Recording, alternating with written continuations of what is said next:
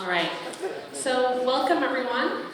My name is Alexandra Nagy. I'm the California Director for Food and Water Action and Food and Water Watch. And we've been working in this community the last 5 years on oil and gas issues and Aliso Canyon, of course. Our goal as an organization is to get this facility shut down. And I'm sure you all agree that that's a worthy goal. Okay. We are here today to talk about the health issues resulting from the worst gas blowout in US history. But before I give a little background on that, I wanted to thank everybody who came together and put this event on. It was not easy. We had to postpone because our community was on fire several weeks ago from the Saddle Ridge fire. Not only did we see over 100,000 people evacuated from their homes, but we saw Aliso Canyon on fire. And I don't know about you, but that terrified me. I was up till 4:30 in the morning watching video of flames engulfing the facility, worrying about the worst case scenario, an explosion. What they continuously warned us of during the blowout could happen if anything had ignited that, an explosion would happen. And we're talking about catastrophic loss of life here. And this facility will never be safe until we shut it down. And that's just a little background to say we've had to jump through a lot of hoops to put this event together, and we appreciate all of you for coming out and re-coordinating your schedules with us so that you could be here today. So I really want to thank the Aliso Moms Alliance for helping put this together. I also really want to thank St. Porter Ranch for helping put this together. And we have a lot of new groups and organizations that have been forming to take action, because that's also what we're really here to talk about. You're going to hear a lot of information today that's going to make you really mad. Just a warning, you're going to get pissed off. Okay? And I want you to think about, how can I get involved? And we will be talking about that later in the program. So we are going to be talking about, we're going to be hearing from Dr. Nardella. He's going to give his presentation. Then we are going to hear from the Aliso Moms Alliance, and we're going to do a roll call. And finally, we'll get into questions and answers. So please stick around for that. And then at the very end, we're going to talk about, here's what we can do about it. So I hope you can stay with us the whole time. So we are familiar, right, about stories of cover-ups and health crises in this country and what government inaction looks like. We're familiar with this kind of story. How many of you remember Flint, Michigan? Okay? That was authorities allowing children to get poisoned by lead in the water, and government agencies working to cover up that fact. There's no safe level of lead, period. And we saw a doctor in the community, Dr. Mona Hanna Atisha, work with a coalition of health professionals to expose this lead crisis. Not only that, take action. How many of you remember the Exide battery plant? Okay, fewer. Interesting, because that's actually more close to home. In Vernon and Southeast LA, we also saw an epidemic of lead poisoning in our communities here in Los Angeles, where a lead battery plant was allowed to operate for 30 years without a permit. Meanwhile, poisoning the nearby community with lead. And this entire time that it was operating for 30 years without a permit, we saw lead getting into homes, schools, children, and it was horrible. And finally, how many of you remember Aliso Canyon? Yeah. You probably remember it, right? But do you really know what happened? Do you feel confident that you could say, this is exactly what happened, this is how my government worked to respond or didn't work to respond, here in the course of events? How many of you feel confident in that story? A few of you. So that's really what we're going to uncover here today, and that's the story we're going to tell today. So I'm calling on all of you to really pay attention and look around and not shy away from these stories, because we really can't afford ignorance on these types of issues. Right now, Aliso Canyon is indicative of the larger health crisis and climate crisis happening here in California. Our state is on fire. Our communities are displaced all over the state, and millions are going without power. We are in a climate emergency.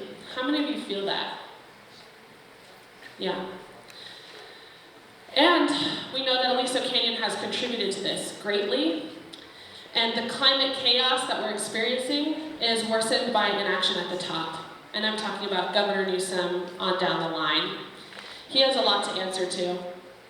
And we believe that the only course towards battling the climate emergency is to shut down fossil fuel infrastructure and hold utilities accountable for the destruction of our climate, our health, and our air, all across California. And he can do this. He has promised this community many times that he will shut down Aliso Canyon.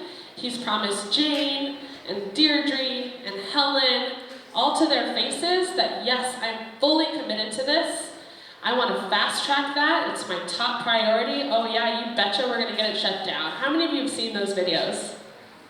Okay, go look online, Google Governor Newsom, Aliso Canyon, and you'll see what we're talking about. He has promised this community many times he would do this.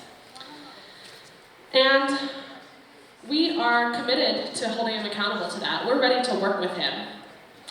But we're in this situation today because of SoCal Gas's greed and government's willingness to go along with that. And we are also here today because this is what we've been doing. We've stood shoulder to shoulder, I think that's how it goes, together, right? For the last 4 years, taking action. We have not let each other down. We're going to continue to support each other. We're going to continue to show up and get educated and take action when we need to. And right now, we really need to more than ever. We have a governor who has said the right things, but he needs to be pushed to do the right things. And if we each do our part going forward, we will win justice for our communities. How many of you feel that? Thank you so much. We need to be brave to do this work. We are facing a lot of injustice in this work, but we can do this. We can be brave. We need to continue to do this work. I ask all of you today to please find out ways you can take action, and not only take action, but tell your story. We're going to hear from a gentleman who has been beyond brave and is going to share his story with you today. I encourage all of you to step up and tell your story. It's only when we tell our story that we really shine light on what's going on and encourage other people to step up and take action. So in that spirit, I'd like to introduce Dr. Jeffrey Nordella, and I want to make it very clear the nature of him coming before you today. So Dr. Nordella has been doing this work for the last 4 years, but he has had no financial incentive to do so. He has not been paid. He has not been retained by any plaintiff attorneys, and he has not been invited to be an expert witness in any litigation. He's also not affiliated with Food and Water Action, or Save Porter Ranch, or the Aliso Moms, or any other community group. He's acting as an independent clinical researcher.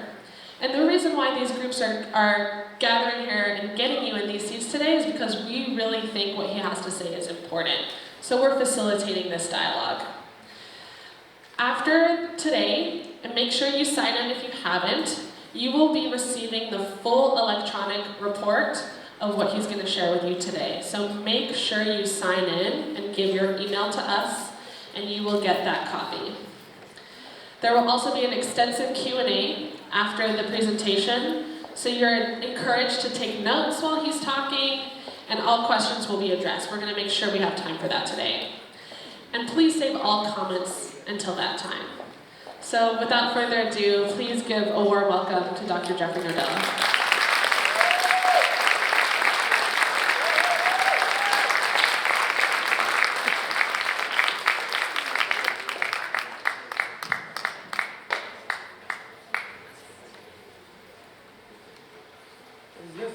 mic on? Everyone can hear? Yes. Beautiful. Well, first of all, I want to thank everybody, and I don't know if this whole flank will be able to see the board. Oh, there you go. So, I want to thank everybody who has really put this together. There's numerous, and if I sat up here and named them all, we wouldn't be able to have a presentation. So thank you. You all know who you are. Again, I thank you very much. Let me talk 5 seconds about myself, which I feel very uncomfortable doing. But my training is I received a Bachelor of Science at UCSD in Human Biology, attended the University of California, Los Angeles School of Medicine, and earned my medical doctorate degree. I trained in family medicine, emergency medicine, as well as occupational medicine. So I've been a 30-plus year clinician, seeing and examining patients. That's what I do. I have done some clinical research in the past, going through the whole process, but most importantly is the 4 years that I've spent now evaluating this community and the gas blowout. So we're going to cover today a health probe that started back in January, moving forward to today. We're going to talk about the chemical exposures, known and unknown chemicals, the health impacts, the public regulators in their role, our firefighters, first responders, our children, and the results of the CBC probe that has been ongoing and is still ongoing today. We'll talk about conclusions, and we're going to have a Q&A. I ask everybody to stay for the Q&A. This is your chance. Ask the questions. I'll answer them the best I can. If I can't, we'll be referred. So we all know the points, right? We've heard these. We've seen them. It's the largest natural gas toxic crude oil disaster in U.S. history. 110,000 metric tons of polytoxins. Polytoxins, that's the important issue here. It's not one toxin or two toxin or three toxins, it's poly. There's numerous. We're going to find out what they are. 220 times by volume greater than Deepwater Horizon. And they got a movie out of it. What'd you get? Pretty impressive picture. 16 weeks. 16 weeks. And we're going to revisit this in a minute. We're going to find out what was in that plume. So who was exposed? Everyone was exposed, including adults, the elderly, the homeless, pregnant women, children, pets, all of whom either had pre-existing medical conditions or were healthy. The chemicals released had no physical boundary and certainly didn't discriminate upon anyone or any issue. So there was a joint legislative hearing on August 6, 2019, where the Department of Public Health had representation, and stated it was their sole responsibility to evaluate this. So we clipped some testimony, and we're going to be playing it here. Small little window. Generally rests with the state. But again, the state regulators, they're not health officials, right? They're environmental regulators and engineers, not health officials. When health is at stake for toxic releases from Aliso Canyon, public health is the only such authority who has the sole mission to protect the health of the community. And I would agree, 100%. I think you all agreed initially as well. You trusted them for their protection, which we'll get in further. So what were the people exposed to? Well, initially, there was dialogue between the Department of Public Health and Southern California Gas for information. Southern California Gas said, hey, you were exposed to methane, which is really not toxic, and mercaptans, which is the odor component of natural gas. DPH's scientific opinion on the health effects were there were no long-term health effects. But I thought this is kind of a no-brainer, right? We have Proposition 65. So what in Proposition 65 tells it that this is dangerous? Well, as we can read, however, if you are at or near our facility and work sites, you will be exposed to substances on the state's list of substances known to cause cancer and reproductive toxicity. Isn't cancer a long-term health effect? Isn't reproductive harm a long-term health effect? So did we just supersede Proposition 65? It's the admission from SIMPRA that says this is dangerous. I initiated a health probe in January of 2016. I was medical director of Porter Ranch Quality Care, located within 3 miles of the blowout well. There was a plethora of patients that came in that I had seen personally that had an array of symptomatology that I hadn't seen in 30 years as a clinical physician. So they had different organ systems that were affected and were presenting with those symptoms. This again was in January of 2016. So what I did is I evaluated patients' histories, I performed physical examinations, evaluated labs, ancillary testing such as EKG, pulmonary function testing, and x-rays, and here's what I found. First phase of the study, we had 52 patients. If you break that down, that will all be in the report that you heard about. But here's what I want to focus on, is the symptoms. So we have cough, headache, nosebleed, dizziness, nausea, vomiting, diarrhea, eye irritation, rash, tingling of the hands and mouth, feeling unfocused, forgetfulness, dry mouth, laryngitis with changes in the voice, chest congestion, muscle and joint pain, and body pain. Phase 2, we went on January of 2017. This is the breakdown of the patients. Now, phase 2, 72 patients.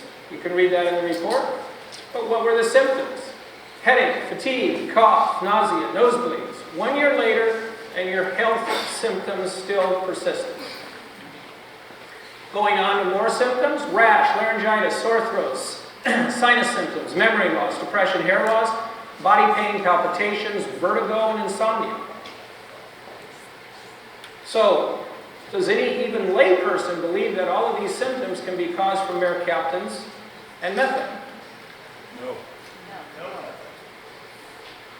Then we went in April of 2017 and decided to test the person, the people, the human. We looked at urine tests for VOCs. VOCs stand for volatile organic compounds. There's a very long list of them, but benzene is one of them. And we looked at hair measurements for particular heavy metal toxicity and elements. We'll get to that in a second. We now had 106 patients involved in this aspect, in this phase. Now, let me explain what a p-value is really quick. A p-value is when you take one group of numbers and you compare it to another group, whatever the hypothesis is in between. The p-value, if it is 0.05 or greater, there's no significant difference in these groups. Okay? If it is 0.05 or below, there's a significant difference in these groups of numbers. So we looked at and found a metabolite of styrene and ethylbenzene in the urine of the exposed. PGO is a secondary metabolite or a secondary tox test, which we're going to get into in a minute. And we compared it. This analysis was done by an independent laboratory, of which I flew to Kansas City, Kansas, met with the directors, walked their lab, found out that they were not biased, and they did our analysis for us.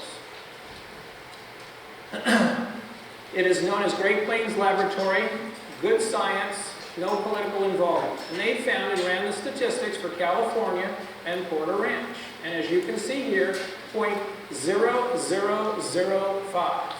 Significantly different? Yes. We go on and look at heavy metals. Why? Were you exposed to heavy metals? You were, and we'll show you why in a minute. Had 103 patients there, and we came up with a significant difference in uranium found in 93% and 60% of lithium. The others seem to be correlated with communities that were not significantly different. Uranium values at 0.009. Now let me just comment upon this for a second because this is important. Uranium has been a problem for Southern California for a very long time, which I found out. No one has really dove into why. We thought it was in the water, and they said that water comes from Colorado and uranium is in there. But we checked the water, and we'll show you that in a minute. But as you can see, you're significantly different. Then we ran lithium levels. Lithium is like a salt, but it's used as a drug, and it's used for bipolar affective disorders. People are manic depressive. And it works within the nervous system, stabilizing the neurons.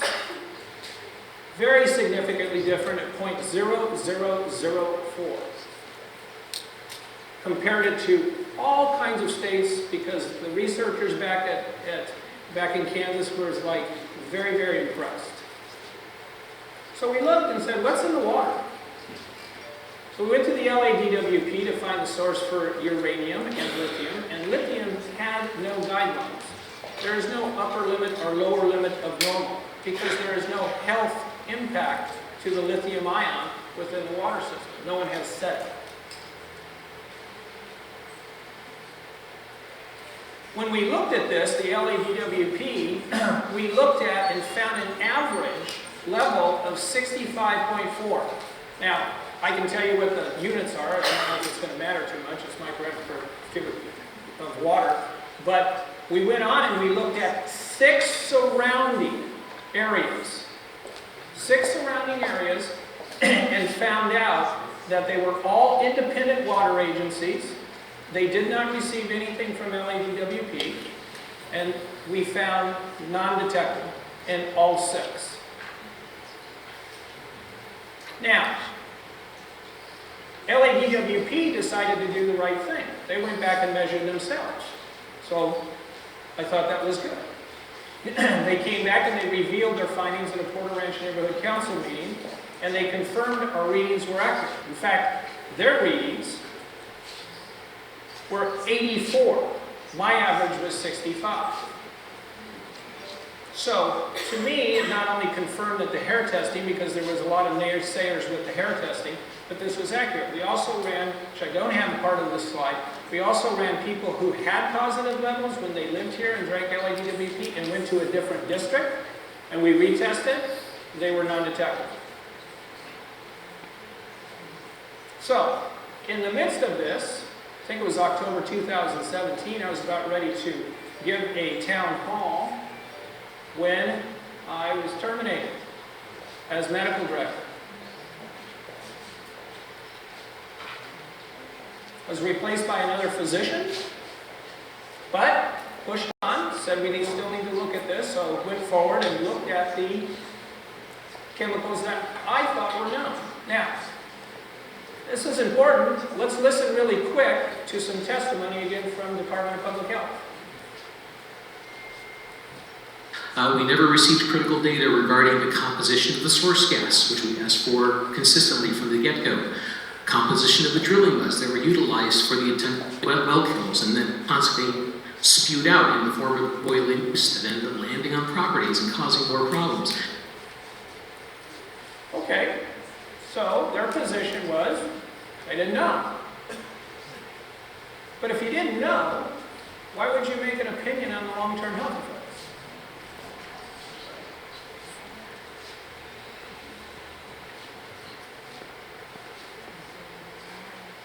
And this is what they thought, no long-term health effects. But was this really true? So in my investigation, led me to find information that was in their documents. Not my documents, not my studies, not anybody else's studies, but their documents. All of the public records. And here's what we came up with. This is what you were exposed to. That plume that you saw on the photo, this is what you were exposed to. Methane, mercaptan, hydrogen sulfide, volatile organic compounds including benzene, toluene, ethylene, benzene, and xanthines. Radon, formaldehyde, glutaraldehyde, acrolein, silica, heavy metals, and all of them. Particulate matter, which we're really going to talk about in a bit, because that's very, very important. And of course, the toxic crude oil.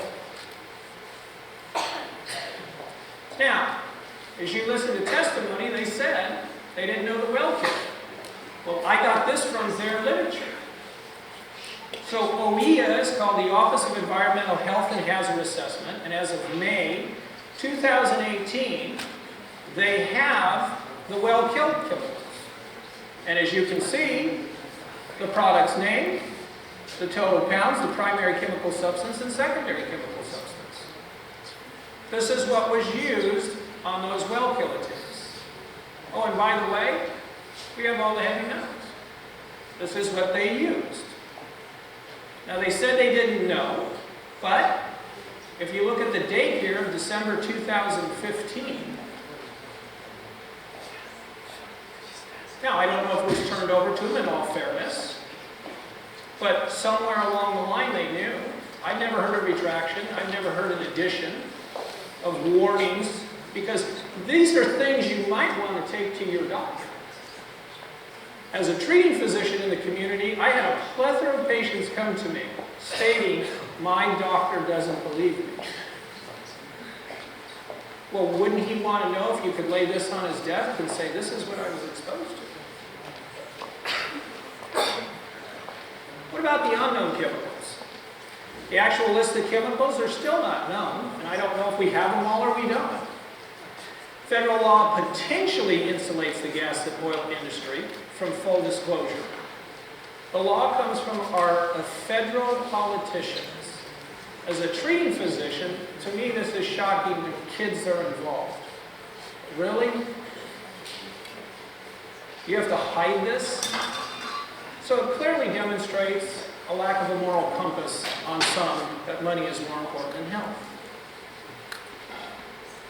Now, is there any literature, when I just gave you that list, that states how these chemicals work together? Nothing. This is a unique, one-of-a-kind, the first-kind disaster of this exposure. So there's nothing to reflect to. So let me put it this way. As an ex-ER physician, if a patient, I have to put my glasses on to read this one, ingests 2 handfuls of pills. One handful has a known medication and unknown dose. No literature to guide how they react with one another. The other handful, unknown medications at unknown dosage. Patient asks, is this safe? Will this have any long-term health effects? Can I tell him? Of course not. What I would do with that patient is admit him to the ICU, monitor each organ system, wait till it clears, and if I come up with any tox screens, toxicology testing, then I would clear him. So now I want to focus on one organ system, which is very important. The respiratory tract. When you ingest a toxin, you have acids and enzymes in your stomach that will break it down. It goes through one part of the circulation, redumps in the bowel, and then goes into your bloodstream. It is weakened. Does that happen in your pulmonary tree? Your lungs? No. It goes into the lungs. Now you don't inhale 100% and get 100%, so it's not a 1-to-1. But then it goes right into the blood, into the bone marrow, liver, kidney, cardiovascular, nervous, and musculoskeletal. So let's look at some of the chemicals that actually affect the respiratory tract. Methane, mercaptan, hydrogen sulfide, benzene, toluene, ethylbenzene, xanthine, VOCs, radon, formaldehyde, glutaraldehyde, acrolein, silica, particulate matter, again we'll talk about, and toxic crude oil. Let's focus on a couple. This is a sulfide, a lot like the sulfur in mercaptan. Can the common nose distinguish the difference between the two? I don't believe so. And what does it cause? Respiratory symptoms range from rhinitis to acute respiratory failure, fatigue, headache, irritability, poor memory, dizziness. Goes on, affects the nervous system, cardiovascular system, renal, hepatic, and hematological systems. Then let's move on to silica. Nasty compound. Very small crystals get into the pulmonary tree, we're going to talk about in a minute. Causes silicosis, which is a syndrome. Pulmonary fibrosis, ends up with marked disability, and then to death. So let's talk about particulate matter, and then we're going to come back to it because it's so important. So the U.S. EPA defines it as a mixture of solid particles and liquid droplets found in the air. It's made from hazardous air pollutants. How many hazardous air pollutants are there? Thousands. How many have been identified by the federal government causing disease, serious illness, and cancer? 187. Now, there are various sizes. We have particulate matter that are 10 microns. As you can see, this is a human hair. These are a couple of fine beach sand grains. And you can look at how big the PM10 is as compared to the hair. And then you go to the PM2.5. The smaller, the worse. There's also one step lower called ultra-fine particles. It is toxic. Hazardous air pollution causes or suspected of causing cancer, birth defects, and other serious harms. They can be gases, such as hydrogen chloride, benzene, toluene, dioxin, which we'll talk about with your burns up here, or compounds such as asbestos, elements as heavy metals with cadmium, mercury, and chromium. And both particulate matter and toxic crude oil are a carrier of heavy metals. Particulate matter causes irritation to the eyes, nose, and throat, coughing, wheezing, impaired lung function, harm to the nervous system and brain, cancer, including lungs, kidney, bone, stomach, harm to the cardiovascular system, birth defects, and reduced fertility. Were you exposed? Yes. UCLA, one of the first on the scene, came up March 19th, 2016. Please note the date. Stated in a letter to the community, UCLA also measured particulate matter in the air at 6 locations every 20 seconds from January 13th to February 15th. They confirmed the health effects. Particulate matter can be inhaled deeply into the lung, may cause adverse effects, human influence. Let's move on now quickly to toxic crude oil. Your community was showered from the beginning to the end. Crude oil is a highly toxic mixture of carcinogens, neurotoxins, respiratory irritants, hepatotoxin, damaging the liver, nephrotoxin, damaging the kidney, and a general group called mutagens, which are cancer-causing agents. Its toxic effects can both be acute and chronic, resulting in a number of immediate symptoms and significant long-term effects. Very important, including reproductive problems and cancer. One of the most insidious components in crude oil is benzene. And when it's in crude oil, it is not measured by a meter. Get that point? Because you've been told that the benzene levels were all okay. But we didn't account for this, did we? So some of the immediate problems with inhaling this is difficulty breathing, asthma, nausea, headaches, allergy, and dizziness. Long-term health effects through the respiratory tract, immune system, nervous system, reproductive system, endocrine disruption, damaging to the developing fetus, and blood disorders. Did the regulators account for this avenue? No. I reviewed it quite extensively. I found nothing. No evaluation, no disclosure to the public, and in all fairness, their claim, which we're going to see, is that they were unaware. But was it true? Well, we're going to find out in a minute. What about pre-existing conditions? Children with asthma, elderly patients with obstructive pulmonary disease, chronic obstructive pulmonary disease. It all exacerbated all of these injuries. That's what caused the influx into the clinics. And this leads me to this, and I don't know if you're all familiar with this. The Aliso cough. It has a name. I know you didn't get a movie, but you got a name. What is a cough? A cough is something that your pulmonary tree is trying to get out of the plumbing. It doesn't want it there. Don't they tell you when you're doing your household chores, you don't mix cleansers? Anybody ever do that and get a nice... First thing you want to do is cough. So this is a chronic bronchitis, and it's a chemical bronchitis.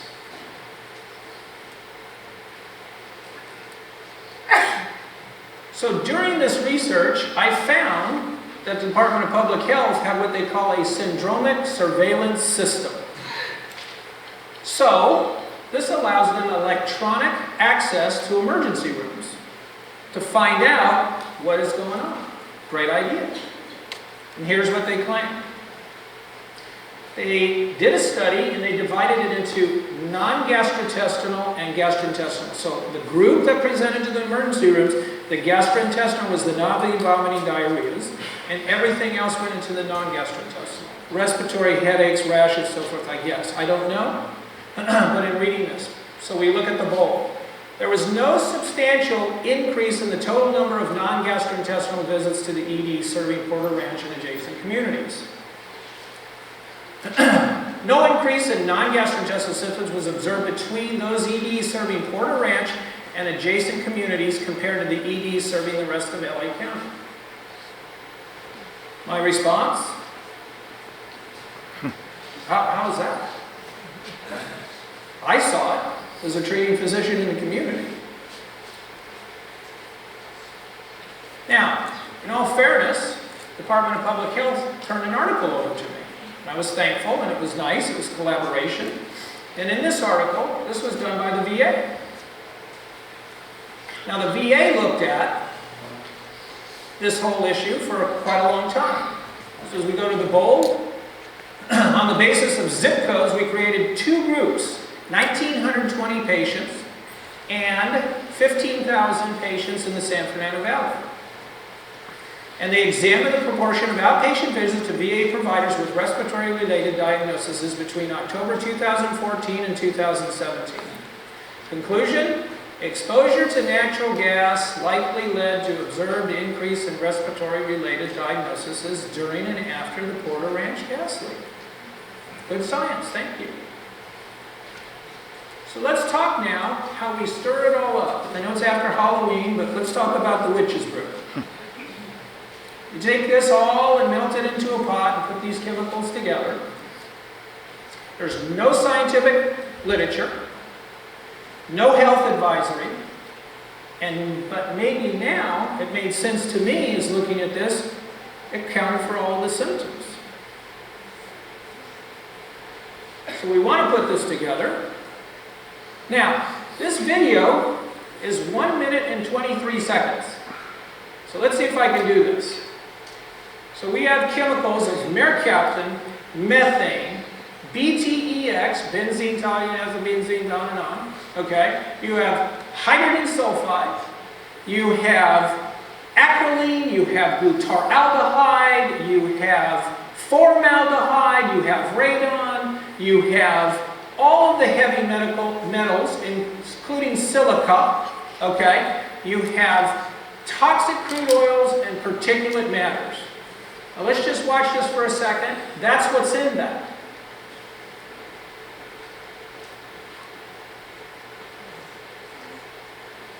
Now, keep watching.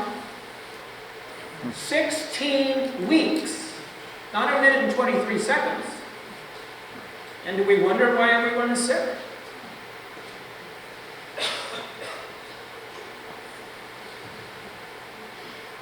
As one would say, get the picture, especially for the media.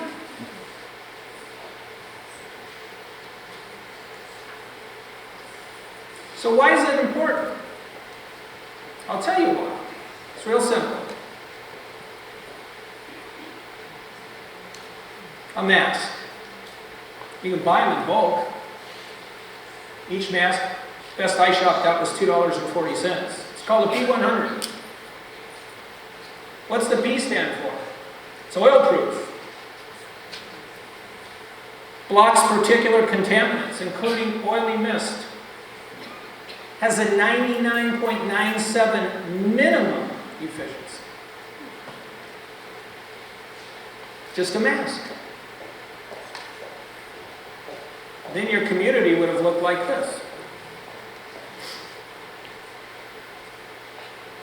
What was at play here?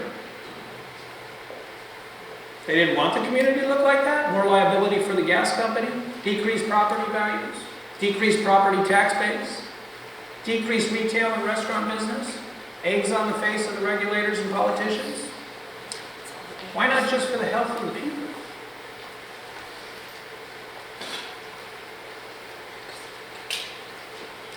Now, for a breath of fresh air.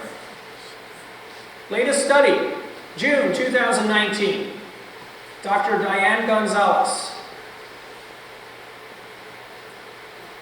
documents in the study, you saw the study, for the first weeks of the events was elevated levels of hazardous air pollution.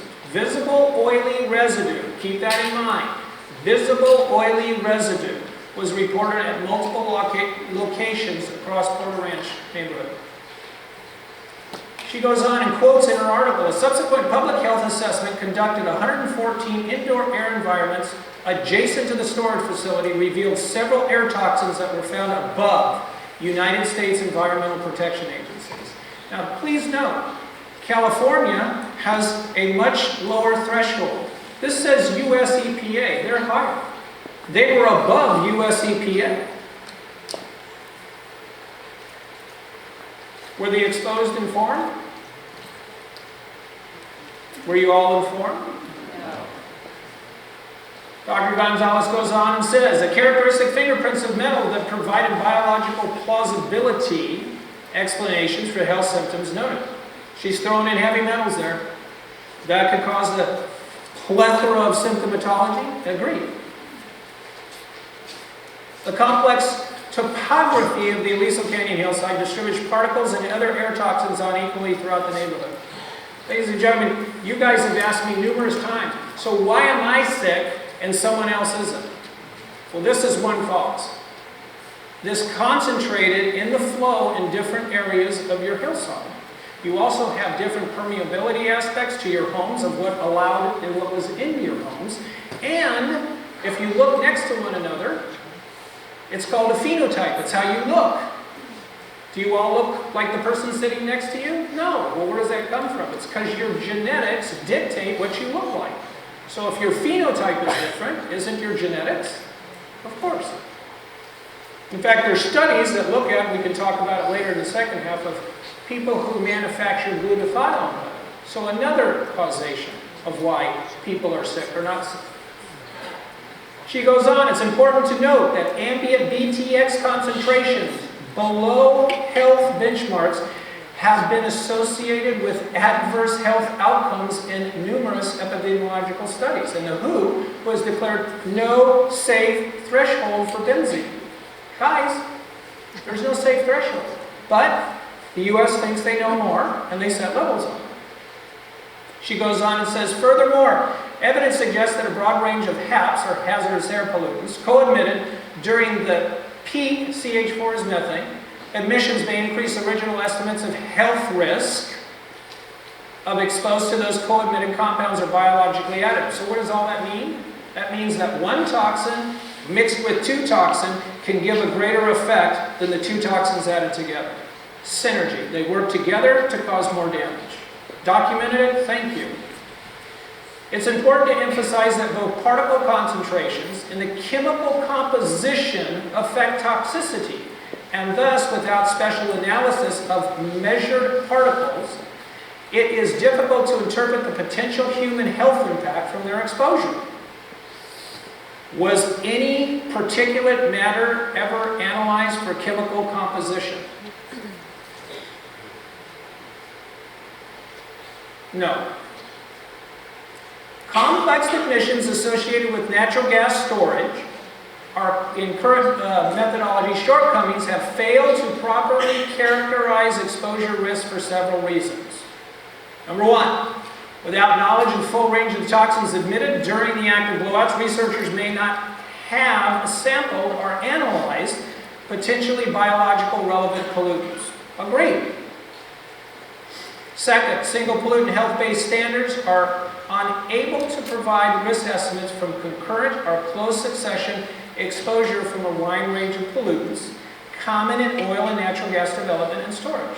What does that mean? If one's released now, closely a second one is released, you can't account for that as well. Third, current health benchmarks do not adequately address possible risks associated with chronic Keep that word at the tip of your tongue, chronic, okay? Low levels of exposures, particularly when multiple air pollutants might be implicated, as in this case. 4, several pollutants found in ambient air during active blowouts, such as benzene, are associated with cancer to the point that, even at low atmospheric concentrations, generally do not have a threshold below which there is safe level of exposure. So what does that mean? It's not safe. She goes on. 5th, the failure to holistically access impacts from multiple potential exposures, economic, social, health, etc., may have led to inadequate risk characterization, especially among those affected by the psychological stress of the blowout. I think you would all agree with that. And she looked at the whole person, not just their organ system. What impact did this have on them mentally? Now, this is non-politicized science. This is what it should be. Pure. Look, find, and tell.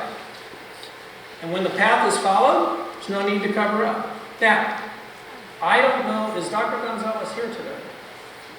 I would like you to stand up, and I would like a round of applause.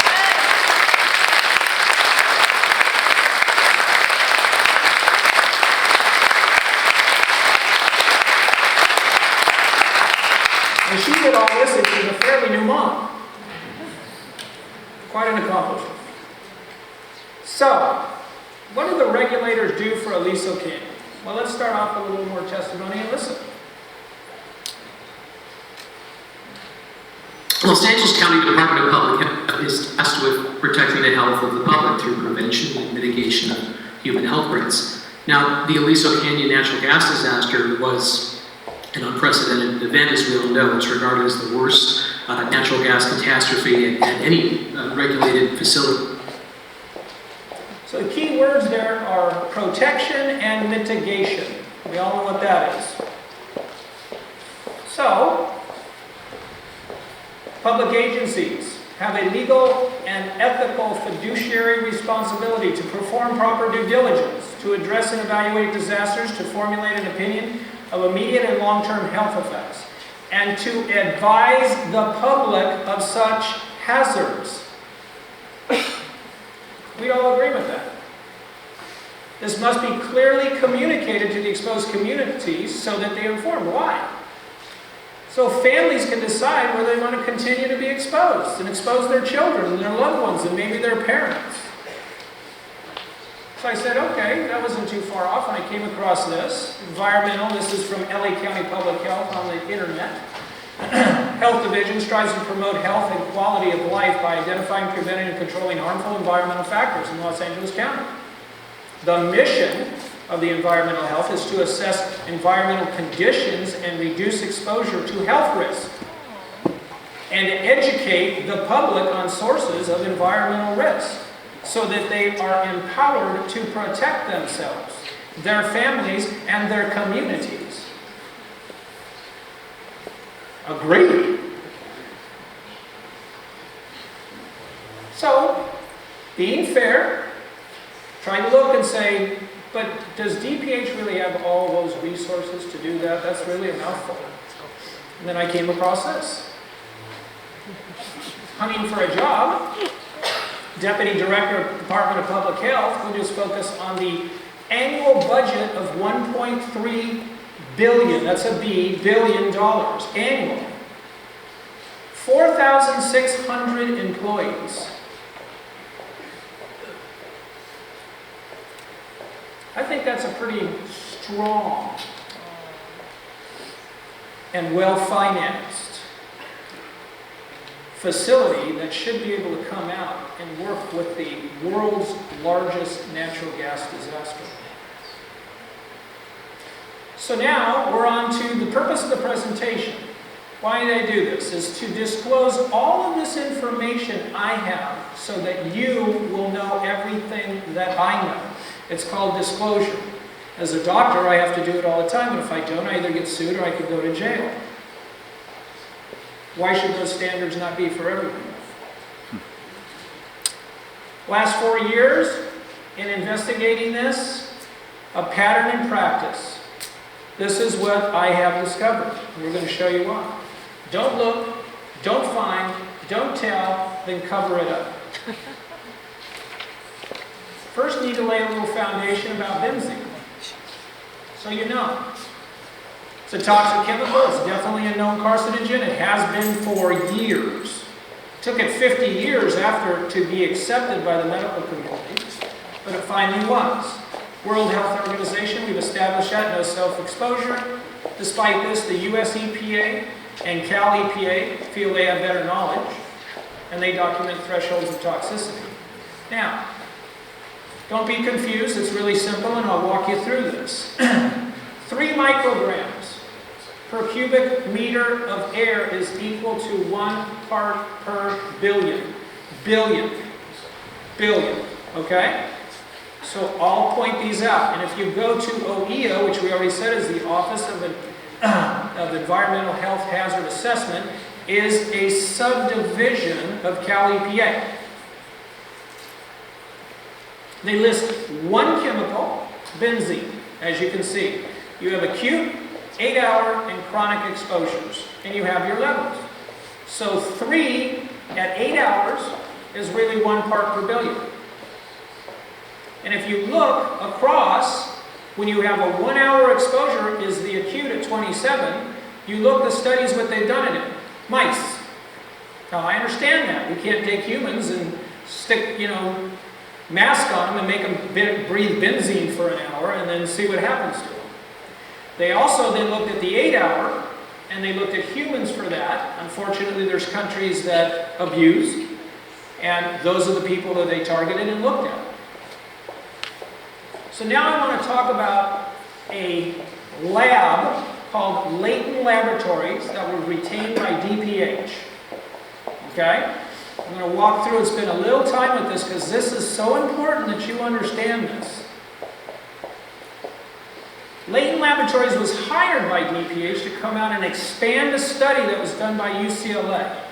UCLA was first on scene and went into 7 homes. They did not have the resources, and they looked at 2 homes.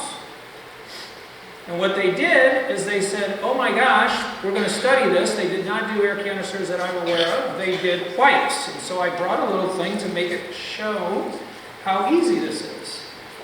So what they did is they went into these homes and they took a wipe. And they went to your countertops.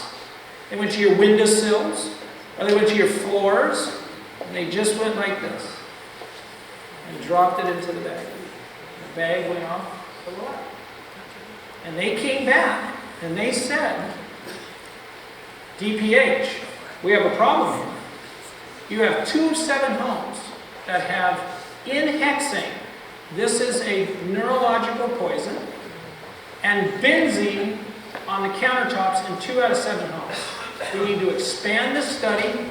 And they said, okay. They went to the 114 homes.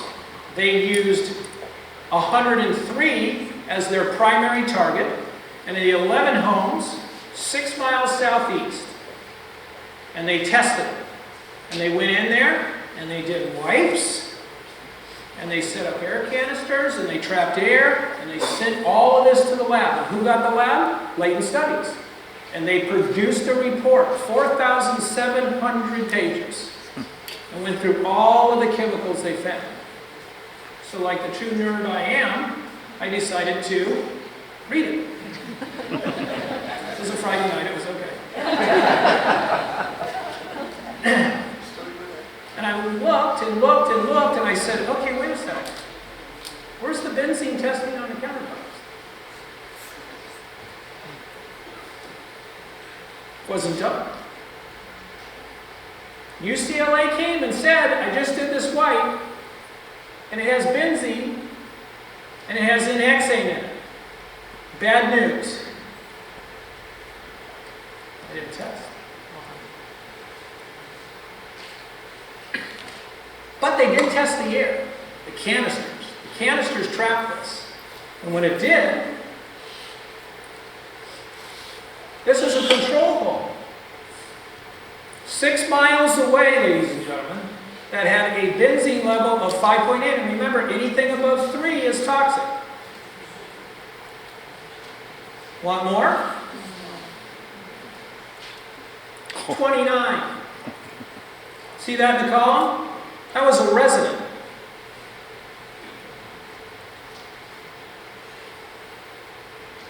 Then they communicated to the community. And what did they write? As described in the summary report, the majority of the priority chemicals of concern, including benzene, were not found to be elevated in the air or dust in Porter Ranch area homes. Wait a minute. First of all, in the canisters, it was elevated, but they didn't tell you. And second of all, they talk about benzene, but it wasn't present in the dust. Well, you didn't test for it. How's that work?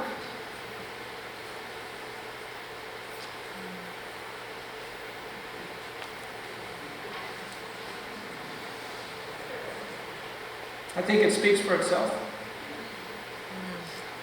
Let's talk about another chemical.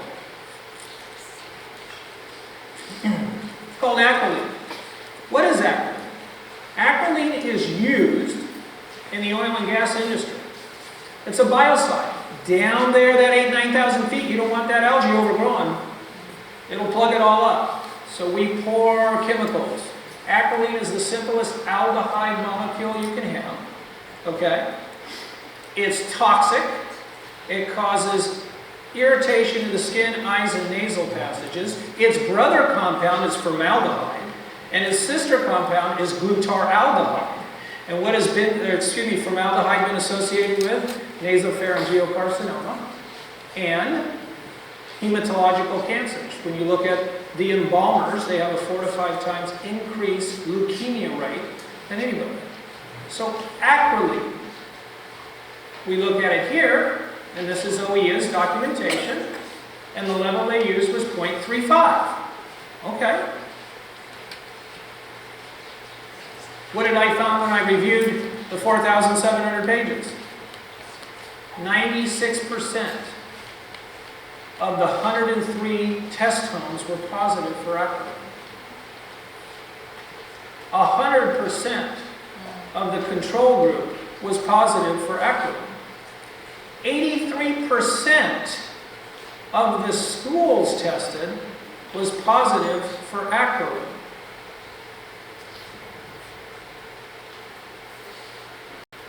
DPH decides to change course, go away from Cal EPA or EPA, benchmarks, and says, I know the answer to this. It's because of cooking oils in your home. Now granted, smoking, acrolein will be released. It's actually one of the molecules, most probably important molecule that actually causes lung cancer from cigarette smoke. So he looked at a study in 2007 by these gentlemen, Seaman and Bennett, and it identifies acrolein to you taking a pot of oil and cooking oils and putting it on your stove and deciding to heat it to high heat, and all the acrolein permeates your homes, and that's why it's all positive. Little difficult to do that. Oh, did I mess this up a little bit? These homes were unoccupied, ladies and gentlemen, they studied. Oh, and also, they were identified to be non-smoking homes. So those two etiologies or causations were taken out of the equation. But yet, they send this to a homeowner, and if you look at the level, 4.7, it's quite high. Certainly a lot bigger than 0.35. I don't think we need a p-value to calculate that. And I love this. In story, no further testing needed. Appropriate? No, absolutely not. You want more? I'm going to give you more. The park. You all know about the park. Let's lay a little foundation. Early March 2016, DPH received numerous community complaints of brown, oily spots in and around and near the park. It was speculated that the oily spots were the results of an oily mist this aerosolized over the community during the blowout.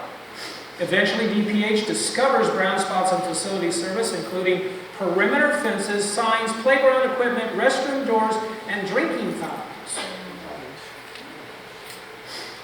DPH invites Southern California Gas to be on site. Southern California Gas hires and oversees the lab and the sampling to investigate the chemical makeup of the oily spots. DPH did no sampling or testing.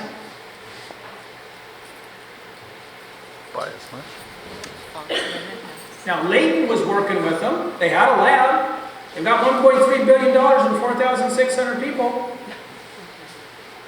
Why not test? Let Southern California Gas go test.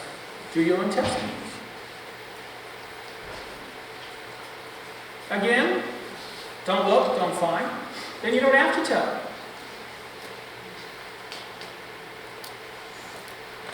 DPH performs incomplete testing in homes. No VOC in the wipes. DPH misleads the exposed community by telling them benzene was not found in the dust or air in the homes tested. DPH deceived and exposed community about acrolein by justifying elevated levels with a study that is due to cooking oils in occupied homes. And by the way, did you note that that was schools? How much cooking occurs in a classroom? Forgot that one. Sorry. DPH surrenders park samples for testing. No due diligence on their own.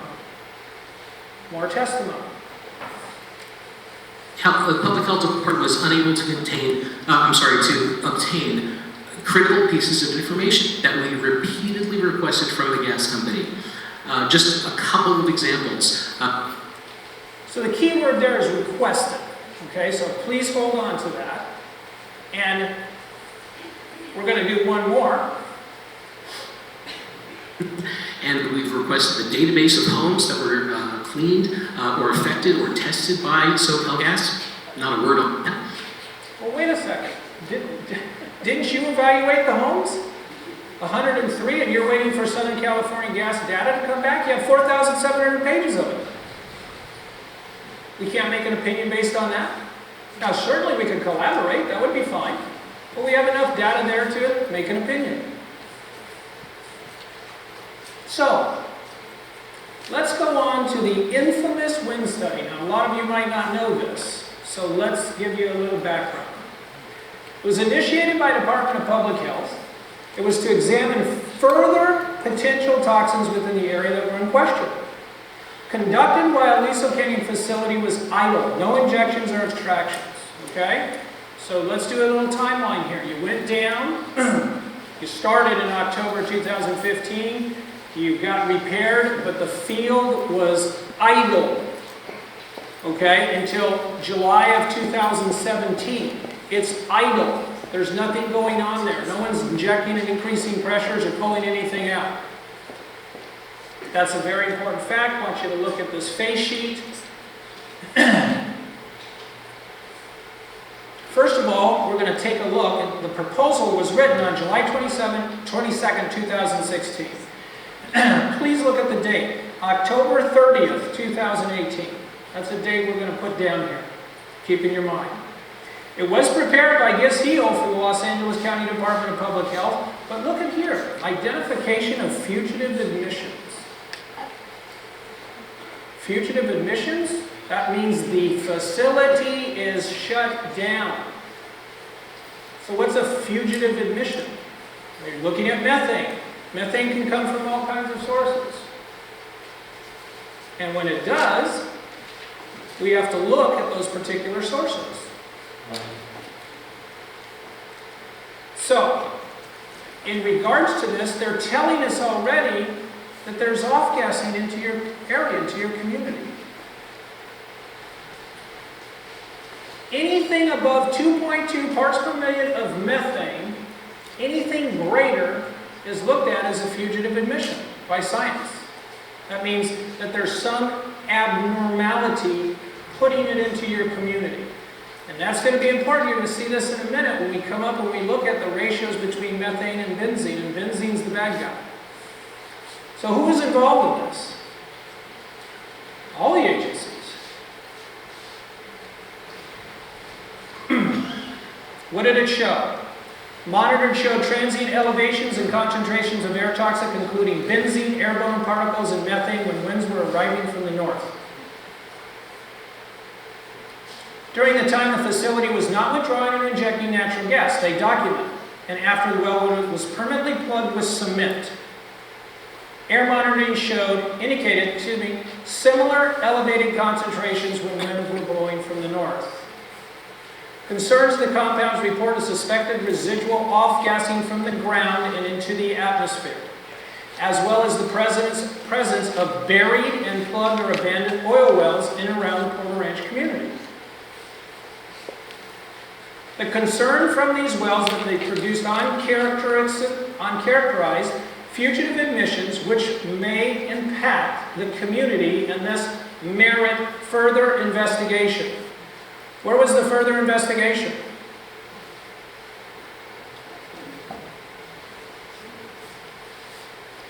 I want to go and hit on this and take a few minutes because this is important. I don't know how well you can see back there, but if you look at it, this is a table taken from the wind study. And you look at Castle Bay and the Highlands, that's where they did their measurements in air canisters. And they did it on those particular days and those particular times. And they looked at methane. I want you to note and look down that column of methane. Do you see anything greater or equal to 5? No. I'll help you. There is nothing there that's greater than 5. These canisters were placed out into a field and had a trigger point on them. What was the trigger point? 5. So that means they wouldn't trigger until you hit 5, the threshold of 5. What's fugitive emissions? Anything above 2.2. So why did you set them at 5? Second, what triggered them is what they call a total VOC, had to hit 30. And it hit 30, and they did it on 40 samples. Now look at the benzene level in relationship to the methane level. And if you can figure out a correlation here, you should have a PhD in higher mathematics. Because there is none.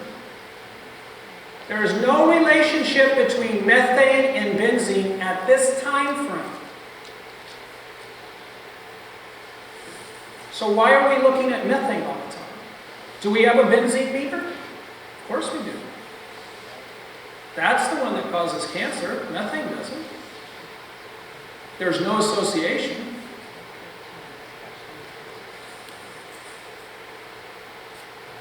So how did this critical information, the wind study, happen? The wind study was terminated in November of 2016. Let me say it again. November of 2016.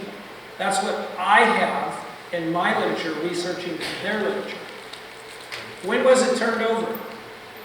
October 30th, 2018. 2 years. You might want to have known this in the community, that you're being exposed to this. 2 years. And how? Plaintiff attorneys in August of 2018 filed what they call a Public Records Request Act.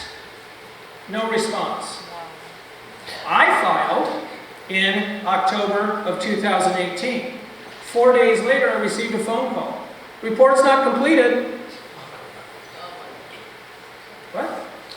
You've had this data for 2 years. What do you mean it's not completed? And then remember when you go back and look at that face sheet? That's the date that they had on it that it was completed. October 30th, 2018. 2 years. Don't tell.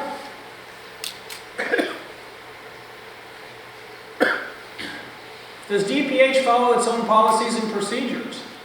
Well, wind study, face sheet, October 30th, 2018. Wind study posted publicly on October 30th, 2018, there was a letter drafted by the Porter Ranch Neighborhood Council to the CPUC saying we're outraged that gas company didn't tell us about the stocks of crude oil. October 30th, 2018. Is this standard policies and procedures for DPH just to, oh well, you're a friend of mine, I'll go ahead and give it to you? Appropriate? No. So now let's move on. We'll have fun with this one. This is the communications to me, a healthcare provider, and the rest of the community. First letter, January 22nd, 2016. They asked the question, are there any relevant medical tests that should be ordered? Only for the purpose of biomarker. Otherwise, there's nothing else. Well, ladies and gentlemen, let me just tell you really quick. We have primary, secondary to tertiary testing and any exposure. Primary, let's use benzene as an example. You get a benzene level. You get a breath level on benzene.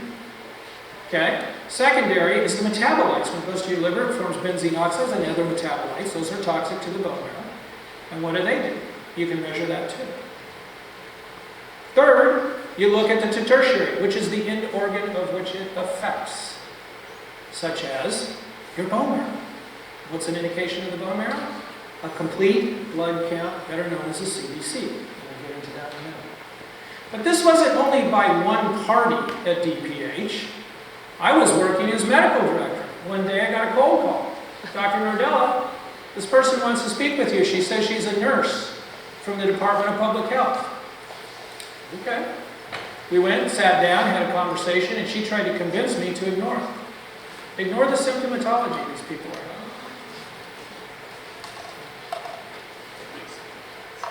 It's like, I apologize, but the door is here, so the meeting was very short. It's inappropriate for you as a nurse to be telling a doctor how to treat patients.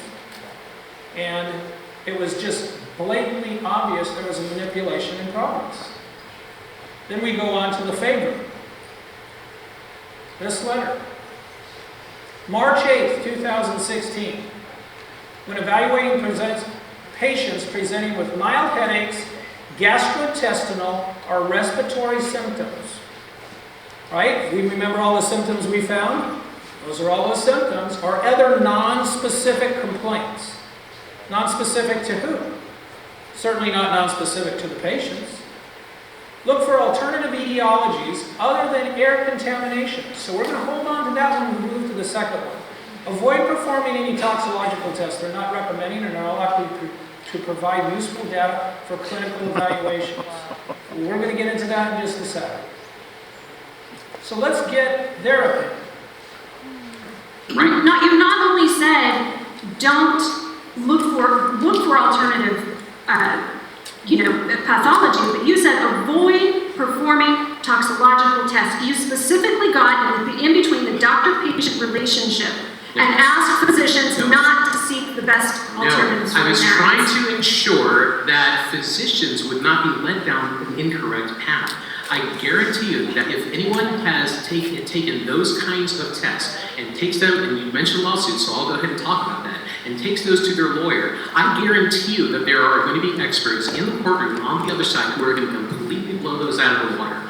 And so it would actually work against members of the community to get those tests if you just want to talk about lawsuits and leave medicine aside. Wow. Well, I don't need to comment any further, I guess.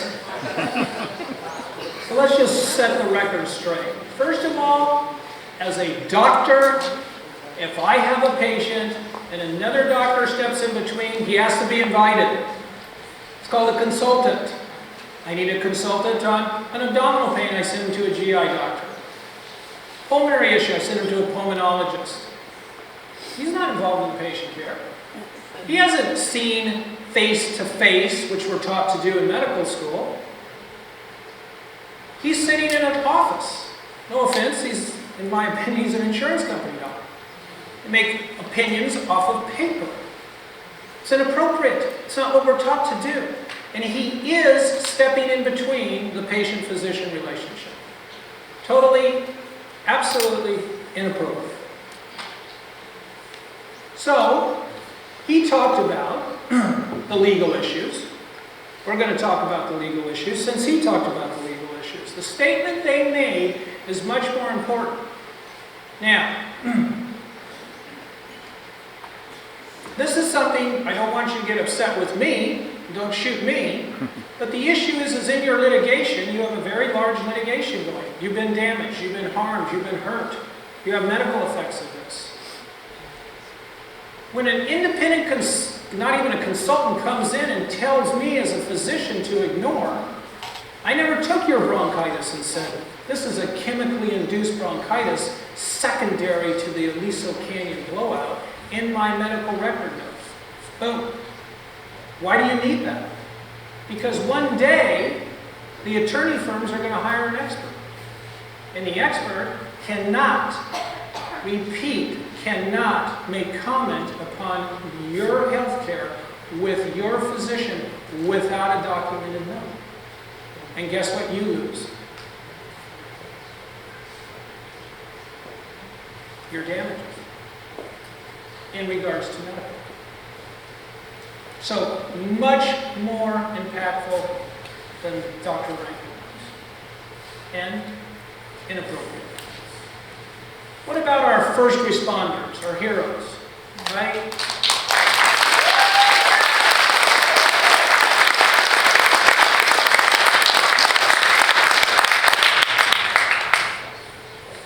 Is no one immune? Public regulators met with them, and we're going to get into that. But let me lay a little foundation.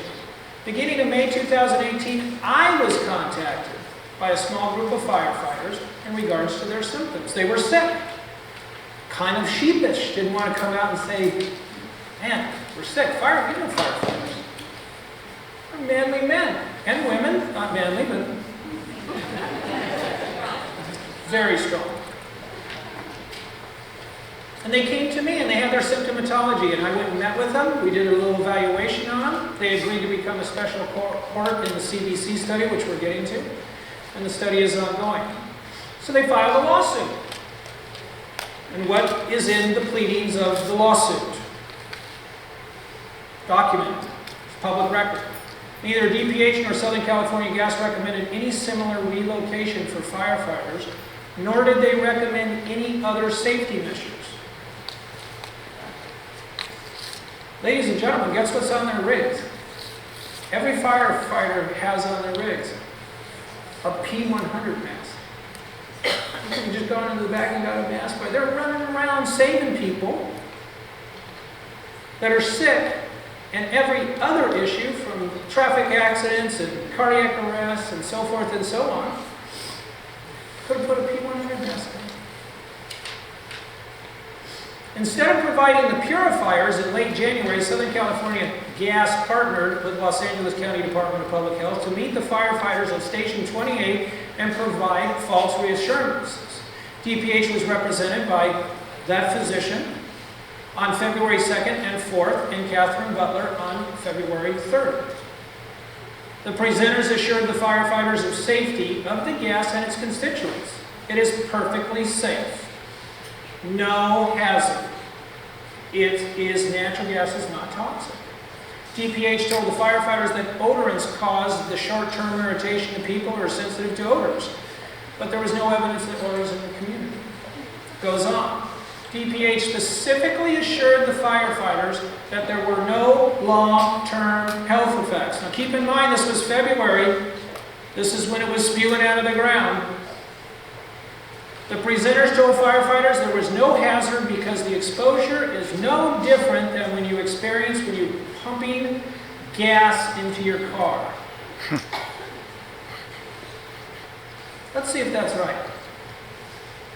Because you can walk into a gas station for 5 minutes and you can have a spike in your blood level of benzene, and it's something that fluctuates quite significantly throughout the day. So what can happen is you can go into your doctor's office, you could have been exposed to tons of benzene, and you can have a benzene level that's down here. And suddenly your doctor's saying, oh, your benzene level's fine, therefore you weren't exposed to benzene. That would have been misleading. Or you could have had a level that was slightly above, but maybe you visited a gas station 5 minutes ago, and then maybe it doesn't really correlate with what your exposure was.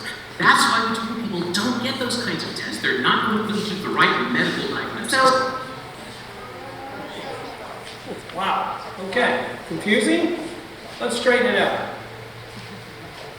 This is remember I told you to hold that word, chronic? It's a chronic exposure. The question is, how long has it been going on? We've got data now from 2008, which we're going to share with you in a minute. But this is not an acute exposure. You don't go to a gas station for an hour and gas your car. That's 1 hour as a toxic exposure. And I wouldn't go to a physician and have them draw benzene. And it's not their responsibility to guide us in the community and tell us how to practice medicine. Last pleading, Southern California Gas assured being directly to and through DPH were knowingly false and made with a reckless disregard for the truth. Now, let's go on to where we all should have a heart, our children. Let's lay a little foundation. 18 schools within 5-mile radius of Aliso Canyon. 2 closest schools, 2 miles, were relocated. Castle Bay Lane, kindergarten through 5th grade, 770 children plus faculty and staff. Porter Ranch Community School, kindergarten through 8th grade, 1,100 children plus facility and staff. Scientifically, children are more susceptible than adults. Why? Smaller body mass, drugs and toxins are dose dependent on body weight. If Dad's standing there in 6'2" and I have a 2-year-old next to me, I'm getting the same dose that they are. Is that significant for them? You bet. If it's toxic to me, it's going to be really toxic to them. Children have a higher basal metabolic rate, and a lot of these toxins need that to go to the liver and get turned over to create the toxic metabolites. They are exposed 24/7. What was the indication that they were exposed? Escalated health visits to the nurse's office, increased absenteeism, increased requests for home independent study programs, increased transfer requests. As noted, 2 schools were relocated. Now, I sat in my office for years and listened to you guys come in and tell me how you went to another doctor and they never believed you. You were always, a lot of you, were viewed as malingerers. You were on the money train. I'll have a little cough and I can cash it in for $1 amount. What about the children? Do we think they're malingerers too? Don't think so. What about the air purifiers? This one baffles me. DPH recommends air purifiers to be placed in classrooms when the children are at rest. Did anyone recommend curbing the children's physical activity during recess or during physical education? No. That's what I've heard from the community over and over and over again. And then when I don't understand, I apologize. Dr. Reagan's a pediatrician. Then comes the cover-up. This is upsetting to me. Sadly and unfortunately, when it is discovered that the regulators had adopted a pattern and practice of don't look, don't find, don't tell, and then they took the low road and covered it up. Let's see. And finally, public health was made aware through a permit renewal process that was required by the South Coast AQMD of treatment systems utilized at the field to remove crude oil routinely from stored natural gas before being served into the distribution system. Now, the gas company never disclosed that critical piece of information to public health during the disaster, that crude oil was indeed contained in its natural gas mixture. So this wasn't just a natural gas exposure, this is a crude oil exposure as well. We didn't know that, they didn't tell us. So this critically impacted our assessments of human exposure during the disaster. Hold on to, we didn't know it, they didn't tell us. So, did they know? Well, let's go through some of their own literature, documents. This is a letter from DPH to the Board of Supervisors dated March 6, 2016. March 6, 2016. As early as December 17, 2015, some residents reported the appearance of an oily residue being deposited on their cars, patio furniture, and other surfaces. Through the end of December, DPH received a total of 15 complaints from residents related to the oily residue. The residue was sampled and tested and determined to consist of relatively long chain hydrocarbons found in crude oil. And guess who knew of this, ladies and gentlemen? Your Los Angeles County Board of Supervisors. That's where this letter went to. And if you look in the 80-page document that's available, you will see all the other parties that it went to, including the mayor. Toxic crude oil exposure is a game changer, health-wise. You better believe it. But let's go on. DPH to the community, May 13, 2016.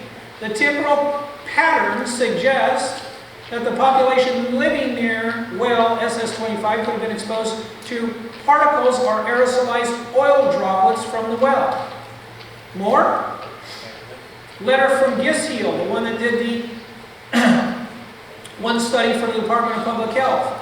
Further, there's some evidence that a source in the area is ongoing. There are 4 lines of evidence. The observed oily residue. And 2 years later, by a regulatory agency known as OEA, which we've talked about, as early as December 17, 2015, reiterates the same points. The residue sample was tested and determined to consist of long-chain hydrocarbons found in crude oil. They go on to say, these droplets are likely of the oily mist emanating from the leaking well during strong wind events. Oh, and guess what they did? To minimize that, they threw screens over the leaking well, which are designed to capture any new oily mist. So again, I ask, did public regulators know the community was being showered with crude oil? Well, not according to Angelo Bellomo, Deputy Director for Health Protection at Public Health. He writes a letter. Please note the date, March 11th, 2019. Now remember, a letter has already been drafted by the Porter Ranch Neighborhood Council to the CPUC on October 30th of 2018. Has a lot of the same verbiage in it. Los Angeles County Department of Public Health has been made aware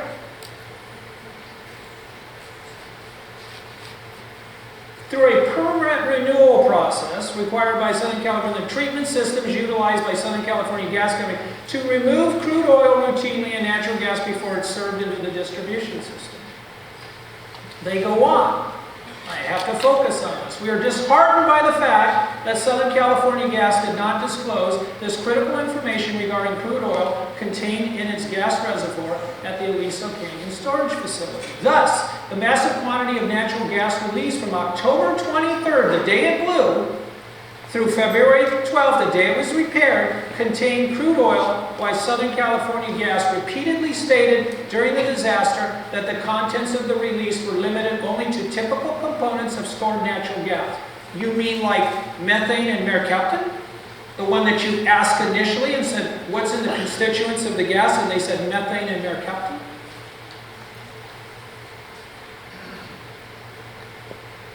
Goes on, during the Aliso Canyon natural gas, public health conservatively operated under the hypothesis that natural gas in the geological storage reservoir was likely to contain trace amounts of crude oil. Well, wait a second, you had a hypothesis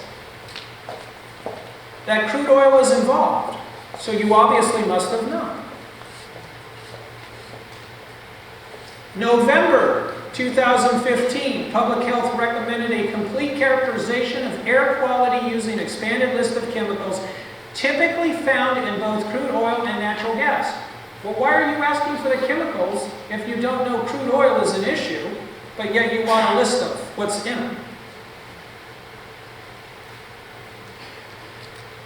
This I just want to drive home, whereas the health of the nearby residents have been impacted by exposure to both crude oil and natural gas during the disaster. So, did they know? Yes. And did we cover it up? Yes. Let's move on to AQMD really quick. I was elected by your community to sit on a advisory committee to look at $1 million study, not the $25 million, $1 million study, and I advocated for an implementation of a medical surveillance study using patients' complete blood count. Why? It wasn't, I'm not a brilliant guy. It's in the literature. Biomonitoring. It's been done all over. Why don't we just start looking at the people? Since it's way too late to look at the chemicals. A proposal with scientific foundation was drafted. It's in the report and was sent to all members on this advisory committee. What was the feedback? None. Zero. Not from one party. And I believe, I want to say there was 9 to 12 people on the committee. Not good job. You know, Dr. Nardella, you're really missing the point. Low IQ guy, maybe nothing.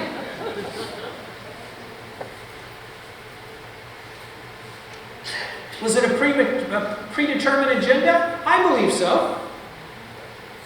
They had their game plan. They knew where they wanted to go. I have no idea what was done with the $1 million. I haven't been in Communicab. They haven't sent me an email. Nothing. So, since that occurred, I decided maybe to pick up the ball and run myself. Now we're going to get into the meat of this. CBC, complete blood count. In a complete blood count, you have 15 indices. I care about 6 of them as a doctor.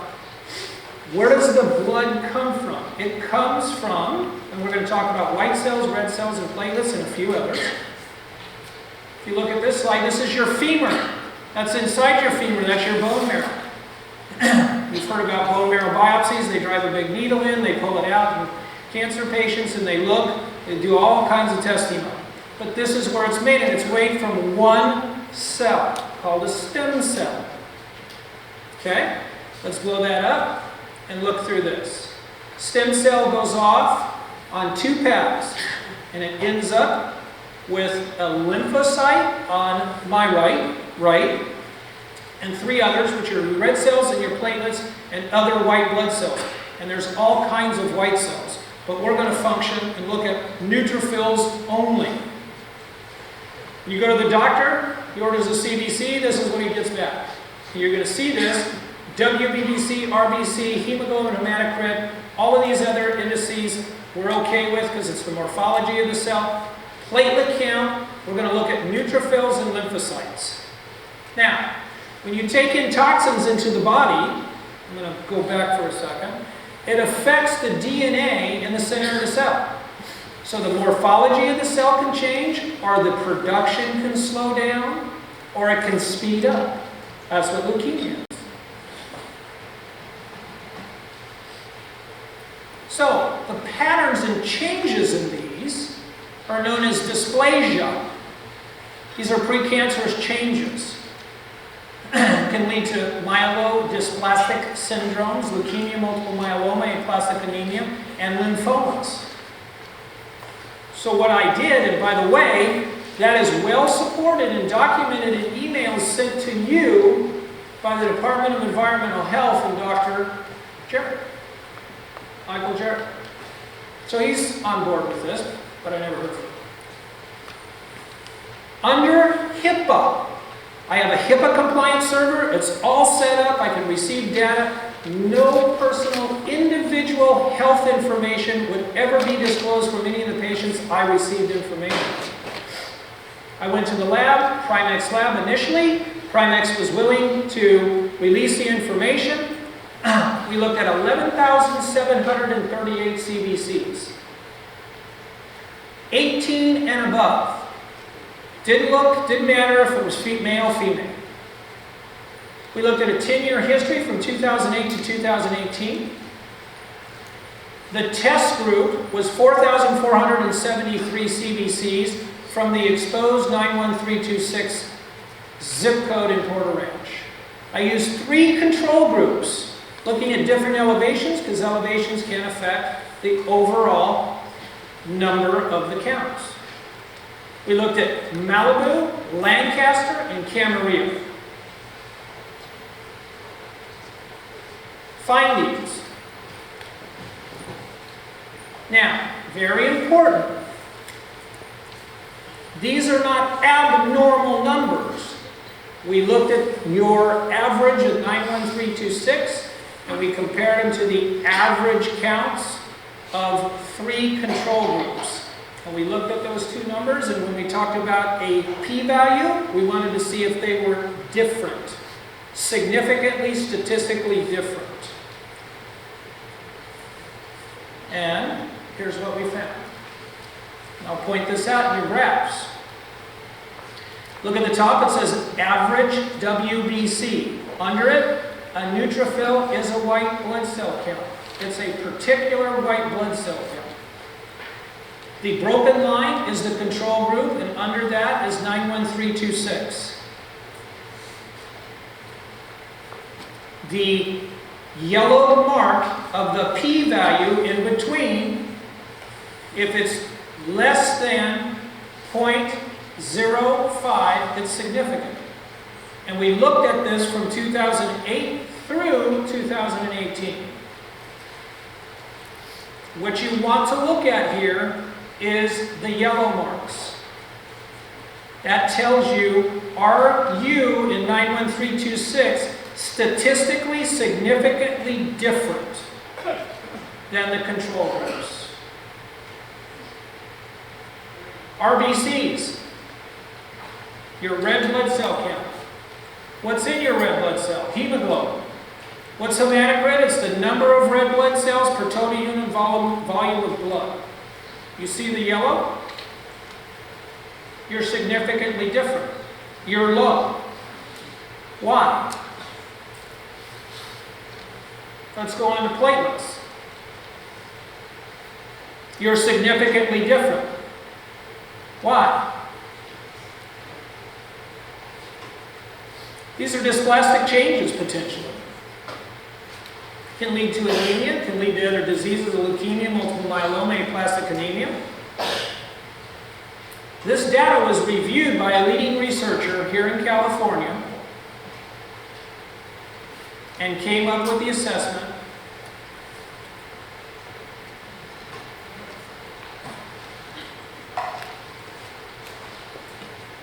Now, a couple of things I want to tell you that need further investigation, and if I wasn't closed out, which we'll find out in a minute, I would investigate.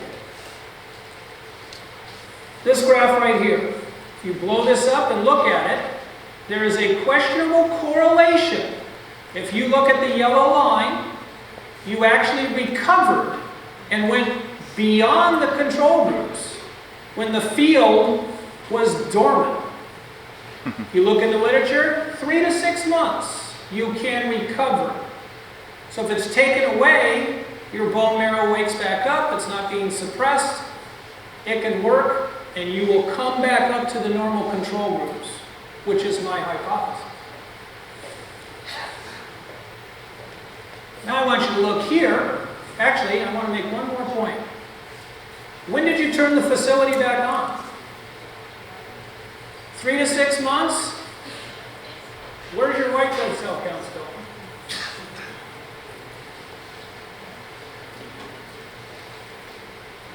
Now let's look at the lymphocyte. The lymphocyte is on the right-hand side, and one marker in the human body for chronic inflammation is lymphocytosis, which is an elevated count, but that's elevated above. And you weren't above, but your average was greater. This is your lymphocytes. You're on top. Chronic inflammatory response? Potentially. Needs further investigation? Absolutely. Would like to do it? Can't. Bone marrow stress. Why can't I? Because Primex had a very small test groups. I'd like more data. More data is always better. Draw conclusions from it. So I went to Quest Diagnostics. I wanted to look at the children. The children are important, 17 and below.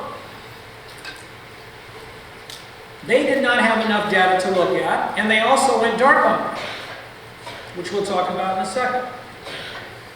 So between November 29th and August 9th, 2019, I negotiated in good faith with Quest Diagnostic Laboratories. It took me 6 months. I have filled out every piece of paper, absolutely gave them the proposals.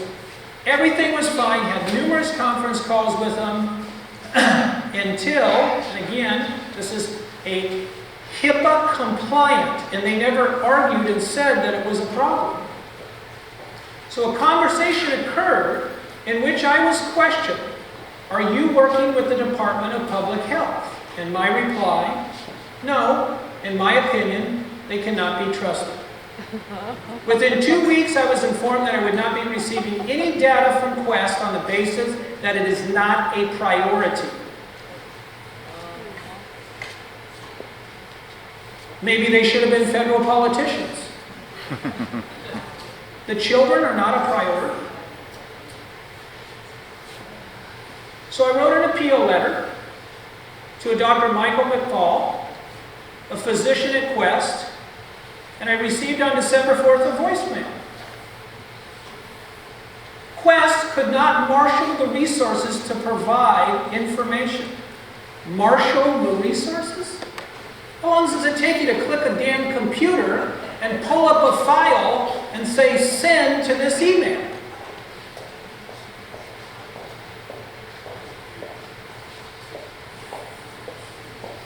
Brings me to the 25 million. Let's see what they think. And so we're embarking on this $25 million health study for the community here over the next several years to do just that. But of note, however, we still don't have the necessary data that we've been requesting for years from SoCal Gas since 2015, and that's critical to meet the health needs of the community. And without these data, we'll continue to be in the dark, and the community will continue to be in the dark about the true extent of exposures that took place before, during, and after the disaster. You don't get the data, you're going to be in the dark? This is 4 years later. The data has nothing to do with it. You have to look at the patient, the indoor. What has it affected in the people? And the biggest hurdle is going to be your control groups.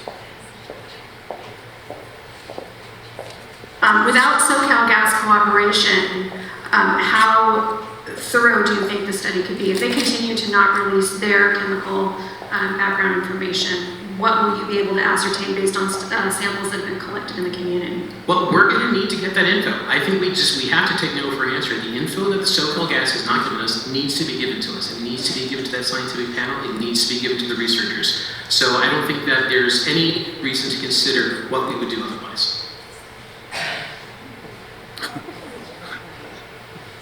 You have to take no for an answer.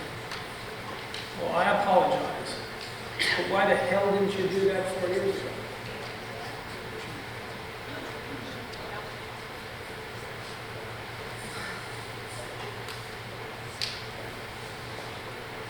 Don't shoot me. But I found something out that's very disturbing. In this process, both Department of Public Health and the Los Angeles County Board of Supervisors have subpoena power. Fill it out, file it in the court, get a judge's opinion, turn over the information. Was it ever filed? By either party? In fact, what they did is when they tried to turn it on in July of 2017, they filed an injunction with the court, and they told the court, hey, don't turn this back on. Well, good, we're in agreement with that. But on what basis are you coming to court with this information? Because Dogger didn't do the proper due diligence. Let's talk about swim lanes. You have a plethora of information in regards to the health. You are the only person who can make a health assessment. Why didn't you share that with the court? Why do you have to point at somebody who didn't do their due diligence when you're sitting here not doing your due diligence? And of course, they lost and got turned up.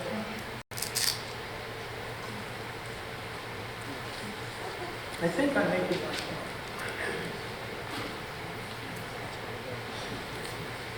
Conclusion. In light of the nation's worst natural gas disaster this country has ever seen, the community was in need of our public regulators and politicians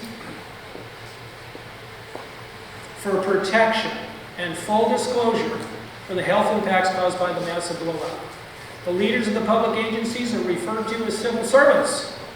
That is, members who are to serve the people. But somewhere along the way, these public agencies have evolved into dictators without accountability. Instead of receiving proper, pure scientific due diligence, followed by full disclosure to you, the people, you have received concealment, deception, and fraud. So now let's ask us a couple of questions. Where are you 4 years later? Do you know what long-term health effects to look for?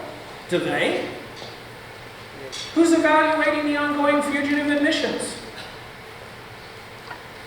And are you prepared for it to happen again? Big earthquake. Multiple times.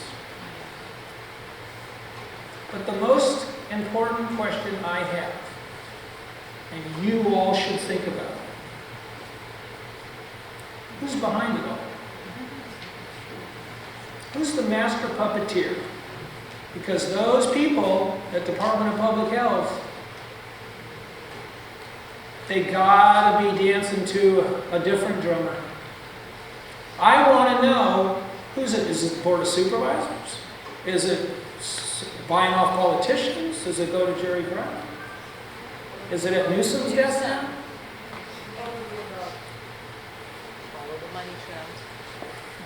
So the goal of this town hall is to disclose to you everything that I know because I believe in full transparency.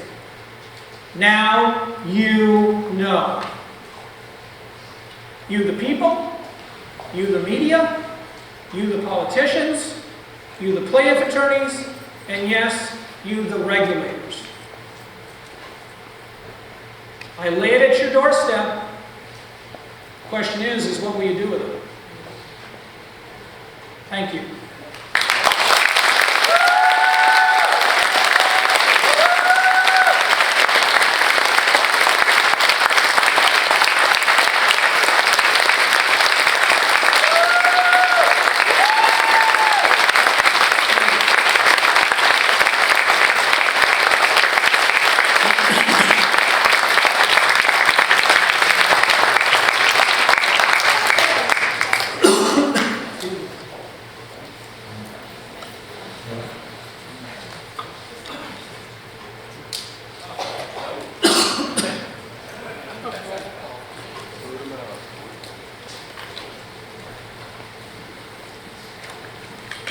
All right, we will get to your questions in just a minute here.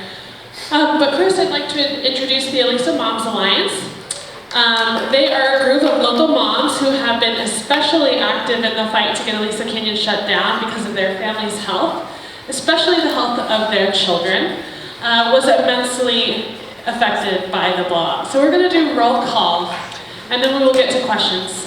And as people are kind of getting up and getting snacks and water and using the restroom, I just want to reiterate that you must sign in and give us your email to get a copy of this presentation. Thank you very much. Hello everyone, thank you for coming. So every day our children go to school, their teachers take attendance. Today we decided to follow the same form of accountability and take attendance of our invited politicians.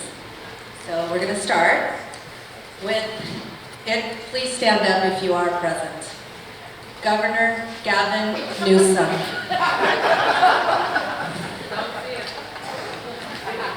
Gavin Newsom's not here. Mayor Eric Garcetti. Absent. Senator Henry Stern. So the Aliso moms received an excuse note from Henry's mom. Today is his wedding day. So congratulations, Senator Henry Stern. He would have been here otherwise. Senator Bob Hertzberg. No. Supervisor Catherine Barger. No. Their Democratic opponent is. Coming up. Congressman Brad Sherman. Nope. Brad Sherman? No? He's up for re-election, by the way. Yes. So good that you remember not to vote for him. Assembly Member Christy Smith.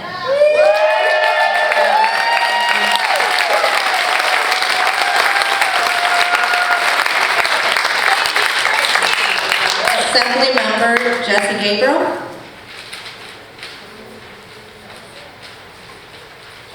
Assembly Member Adrian Nazarian.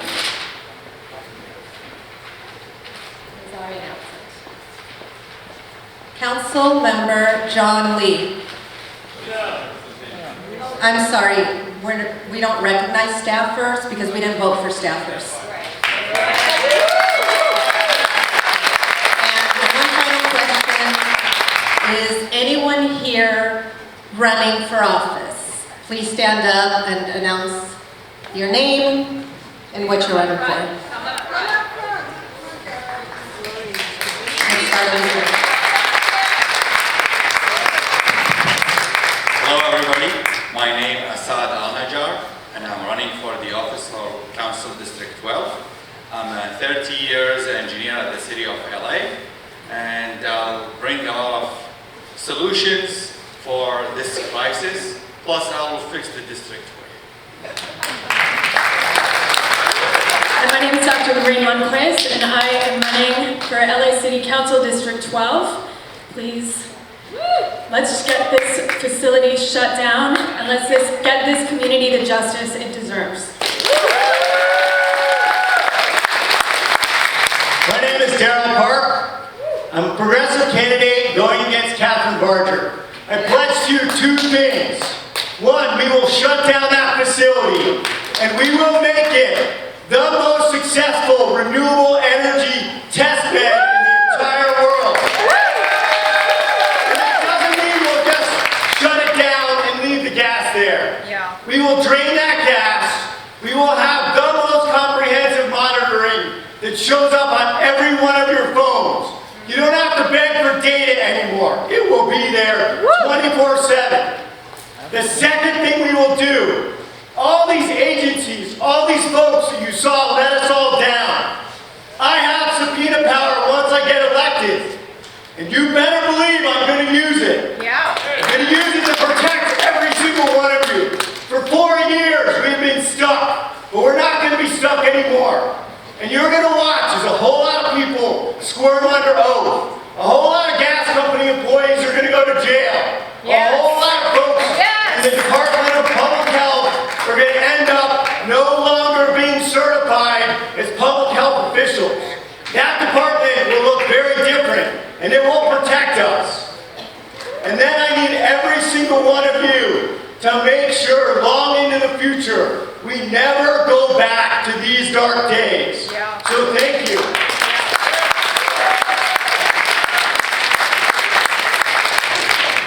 My name is Mark Reed, and I'm running against Brad Sherman. I've said this from day one, that a congressional criminal inquiry should have been conducted from criminal negligence of the operations of that facility, and it should have remained shut down until it was completed. Because our elected officials have complete dominance and say-so over that canyon, over that facility. They have all failed you, every single one of them, from the state assembly to state senate to U.S. Senate to U.S. Congress. So I will open up an investigation as soon as I'm elected.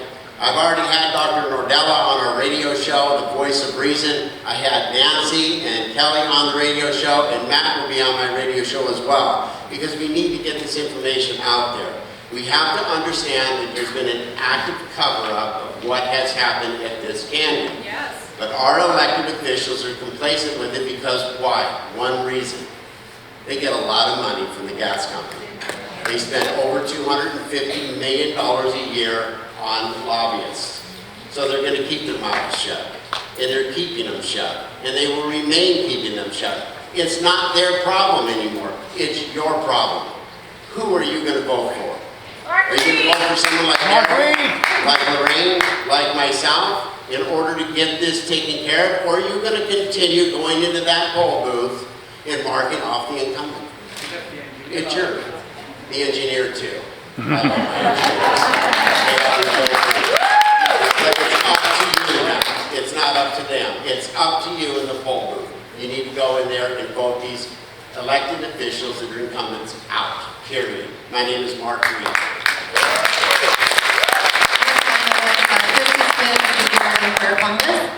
Do you want to say a couple words?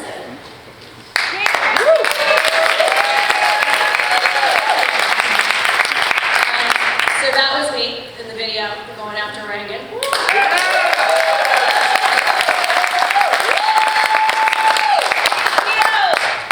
I'm a public servant who believes that I'm here to serve you. That means your life, that means your livelihoods, that means your health, that means your safety.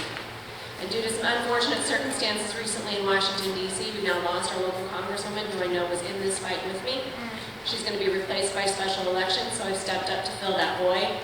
Spoken with so many over the course of the last several weeks. Full disclosure, my mom was Dr. Nordella's nurse when he first opened his family practice in San Diego.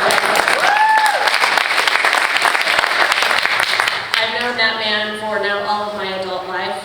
I'm also a Bruin.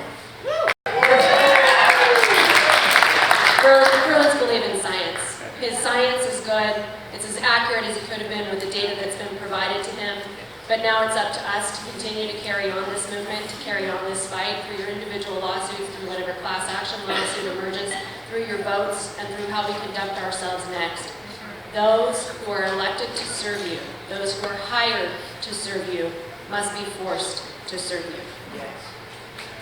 The most heartwarming story that I've heard recently, and as I said, I've talked to so many of you, but Kelly was in my office discussing the loss of her dear mom and what their family went through, to try to clear and clean the home, to sell the family home, to relocate her parents to become their primary caregivers through all of this. That's one story.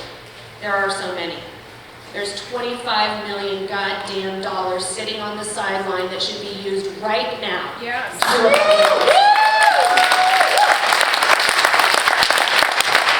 So I will continue to fight to make sure that study is started. I want it to be full and comprehensive and done independent of any institution or agency that's ever had an affiliation with Southern California Gas, Dogger, or the AQMD. Regardless of whether I win or lose the next couple of elections, I'm in this fight with you till the end. I'm your neighbor, I'm your friend, I feel your pain. This is going to be a long fight, but we're going to prevail in the end. Yes.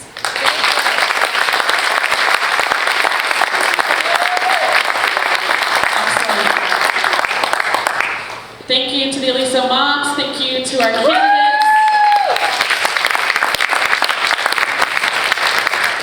I think we're maybe posing for a photo. All right. So, we have a lot of great organizations, as you've seen, come together and put this on. We need all of you. Like I said in the beginning, we've continued to organize and make friendships and build community, and we need you to get involved. So the next part, I'm going to kick off the Q&A by talking about the $25 million health study.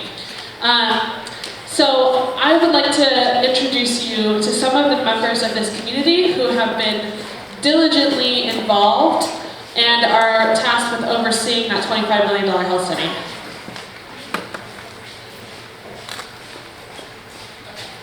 Okay, so Let me just get through this and then I'll share what was announced to me.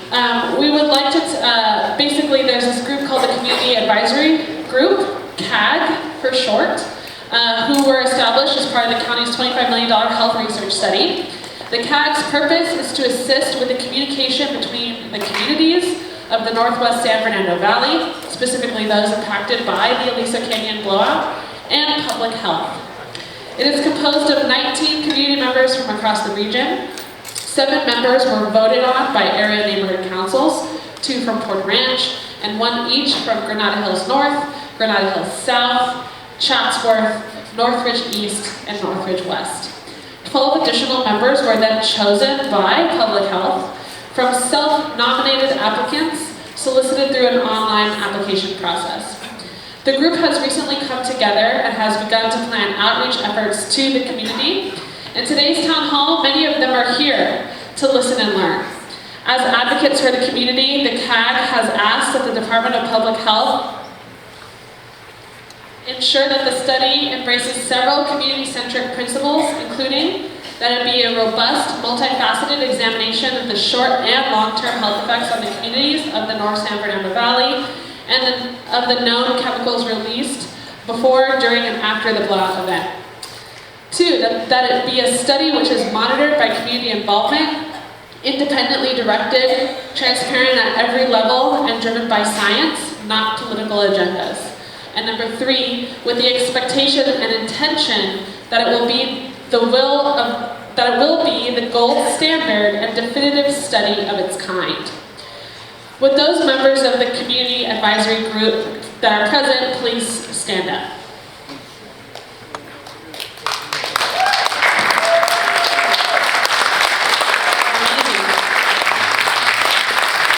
And I would just like to list those in the back, I see your hands. Those of you by name, we have Andrew Crown, Brian Allen, Dr. Bruce Hector, Craig Galante, Katie McNamara,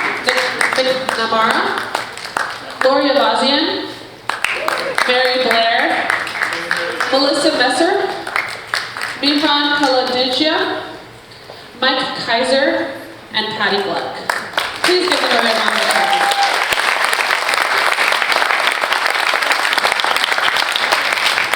The members of the Community Advisory Group ask for your support to help them achieve these goals. Please remember that this is an unpaid volunteer group, and we do appreciate their hard work and dedication, so thank you all so much. They're going to help us pass around mics for the Q&A. And so I believe that's Craig, Lori, Andrew, and Patty who are going to help pass around mics, and we'll get into that. But before we do, I just want to make an announcement, not to scare you and not to ask you to leave. Please don't leave, but a lot of folks just rushed out right now who are at different neighborhood councils because another fire just broke out at Porter Ranch. I hate being the bearer of bad news. I'm so sorry, y'all. If you want to check Twitter or check your text apps, please do that, but also please stick around for Q&A.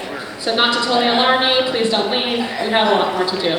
So, we will start to do questions. We have this microphone, and that microphone over there. And if you would like to raise your hand for a question, we'll get that started now. Where's Patty and Andrew and... Start over there. And by the way, we'll ask Matt Pacuco, who's really good with Pulse, to see what's happening with Porter Ranch Fire, give you guys updates. First question. I just have a quick question for Dr. Nortella. I was one of the people who gave my blood at Quest and paid my money and gave permission for you to have my results. They wouldn't give it to me and they wouldn't give it to you. What was up with that? You went to Quest? Yeah. Where did you send me? I went. Primex was utilized. Any reason that they wouldn't give you the results or me? Well, they did. They gave you the results, but they gave it in one large file. So everybody, your name was taken off of it. Okay, I have a question here. Autoimmune issues for anyone that you examined or would be made worse or created by any of the toxins? I didn't hear the first part. Autoimmune Just, issues? yeah, absolutely. And All of these chemicals can potentially affect your immune system. okay, it would create an autoimmune system situation that was not there prior. But, Absolutely. okay, and what particular contaminant would you think? Well, again, this is polytoxin, so you're never going to be able to pull out the one toxin that caused an autoimmune issue. It's just too tough to do. Okay, and with the recent fires on top of that, with the air quality again being an issue on top of the constant assault. This is, You really got to speak. Okay. I think it's a great question. there's a constant assault that happened, and it's my personal theory that it started in 2014 with gas being released all along. It was just not that incident of October 15th, but it was going on well before that. I think the data shows that. 2008, that's why we look back to 2008. I'd like to go back further, but we took 10 years, and you have significant difference on the way along. Right, but then the next question is how that accumulates in the body.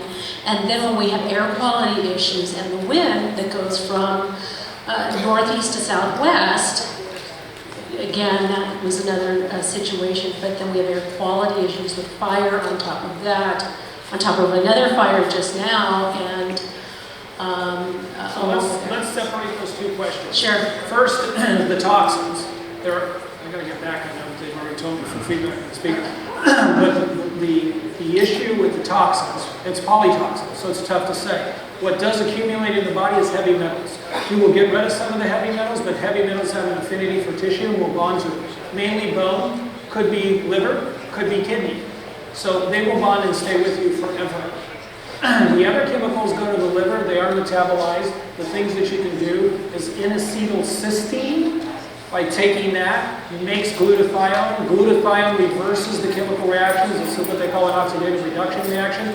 You want to keep the free radicals from building up, and you want to push the reaction the other way, and N-acetyl or glutathione is that's what it does. how about NAC? How about what? NAC. Yeah, it's fine. Well, if you take that in, the problem is if you take glutathione directly in, your your kidney or stomach will actually give you enzymes and metabolize it before you get a significant amount into the system. So that's why N-acetylcysteine gets absorbed and it is turned into glutathione, which you get a lot better results. Thank you. So I forgot to say one thing about asking questions today. Even though Dr. Nardella may be some of your doctors, he's not here to diagnose you today. So please keep that in mind when you're asking your questions. Is that right, Doc? Great, thanks. Well, we don't want to do that for him. For HIPAA reasons. By the way, we understand the Fort Ranch fire has no extinguishers. Yay! My name is Roberta. I live in Chatsworth, and I have a question, but in 2013, I had non-small cell lung cancer, and then last year, my husband had kidney cancer with no family history. So my question is, I was going to ask about the blood, you mentioned that. If we filled out paperwork, did that go into a study? I feel that we filled out some paperwork about our people in this area that had cancer. This is a survey on Facebook? I don't exactly remember, but it was supposedly going to somebody, but if not, okay. The biggest thing is what I'd like to get at is the National Cancer Database. That is held by USC Keck School of Medicine. I've tried to interface with them. I've talked to them. I've asked for specific data, and I've been refused. So that's what we need to look at. And the Department of Public Health has the ability to get at that information. They should. I'd like to see it. That's all I can really tell you. Lori? Hi, my name is Maureen Capper. I've lived there 45 years, so I'm really accumulating. No, I know you do, but go ahead. Anyway, Dr. Nardella, is there something unique or different about how you approach your research that the other doctors or agencies are not doing? Aside from the fact that I did it and they didn't. Right. I mean, I don't know how to answer that. It's in the literature. And they could have done this at day one. It was just biomonitoring. It was a perfect scenario, environmental scenario to set it up. As people were exposed, it was a chronic exposure, and they could have done this very easily. And how much did it cost me? Just my time. Patty, we'll go to you, and then we'll come back over here to me on the... Okay, here's John T. Yeah, hi, and thanks, Doctor, for all you've done. You're one of the few heroes in this whole disaster. But one comment...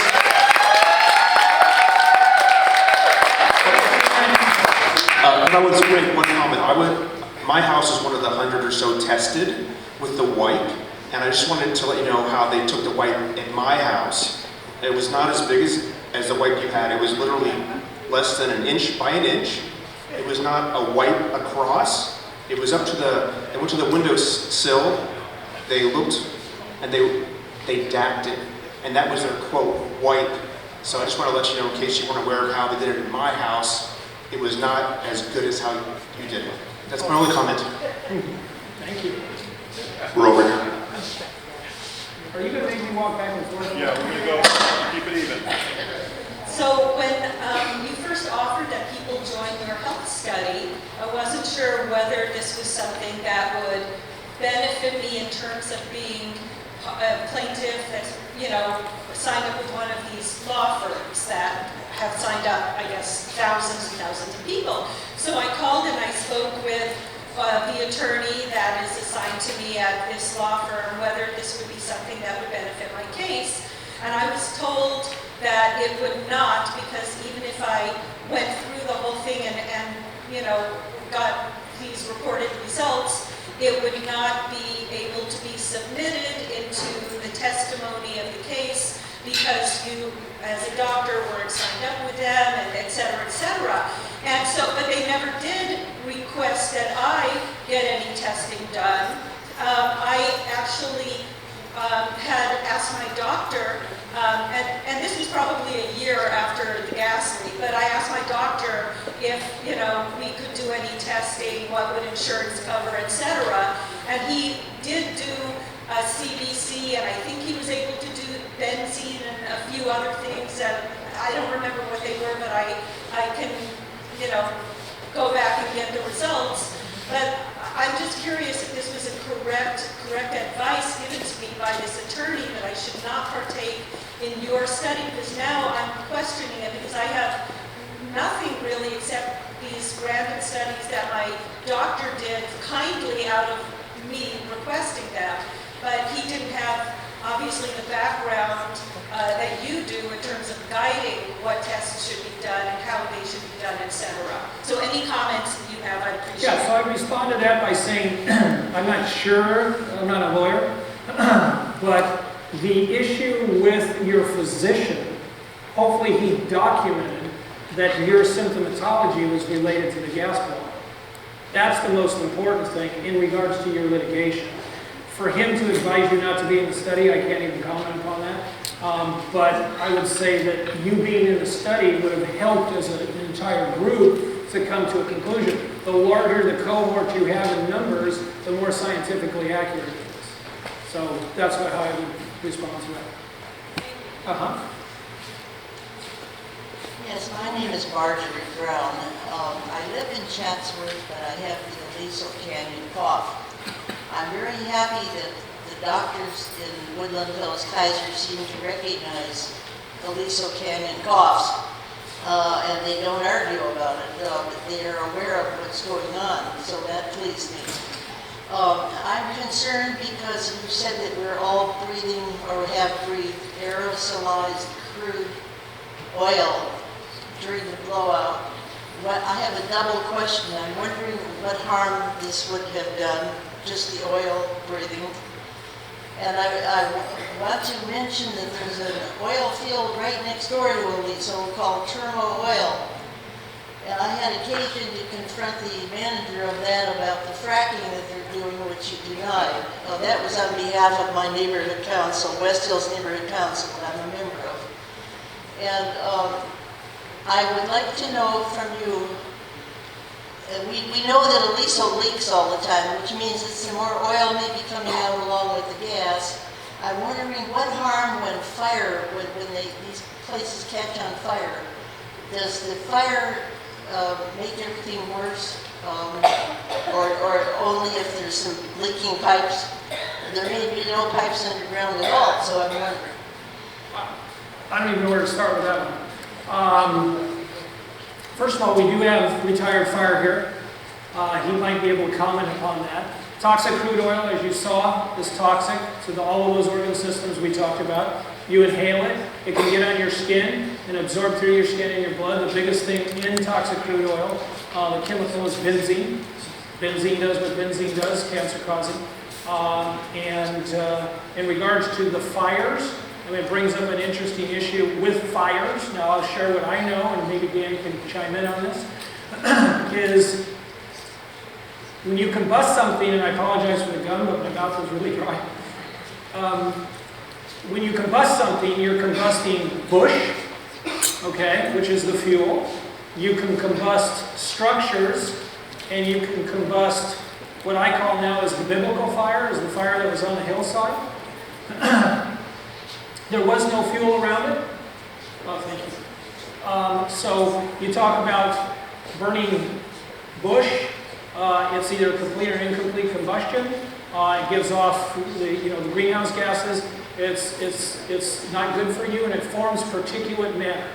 Particulate matter is not good for you. In fact, if you look at the studies from 2000, the disaster in New York, we've had over 2,000 deaths at the 17th year mark. And those 2,000 deaths, they definitely believe those people have gotten sick by the entry from the hazardous air pollutants. So it gives it off, then you go to a structure and you burn all kinds of issues with the structures, the dioxins, the furans, all nasty molecules that can cause problems. And then you go to the fire that is the fire that's burning with no fuel, but we know there is fuel because it's the gas coming from ground.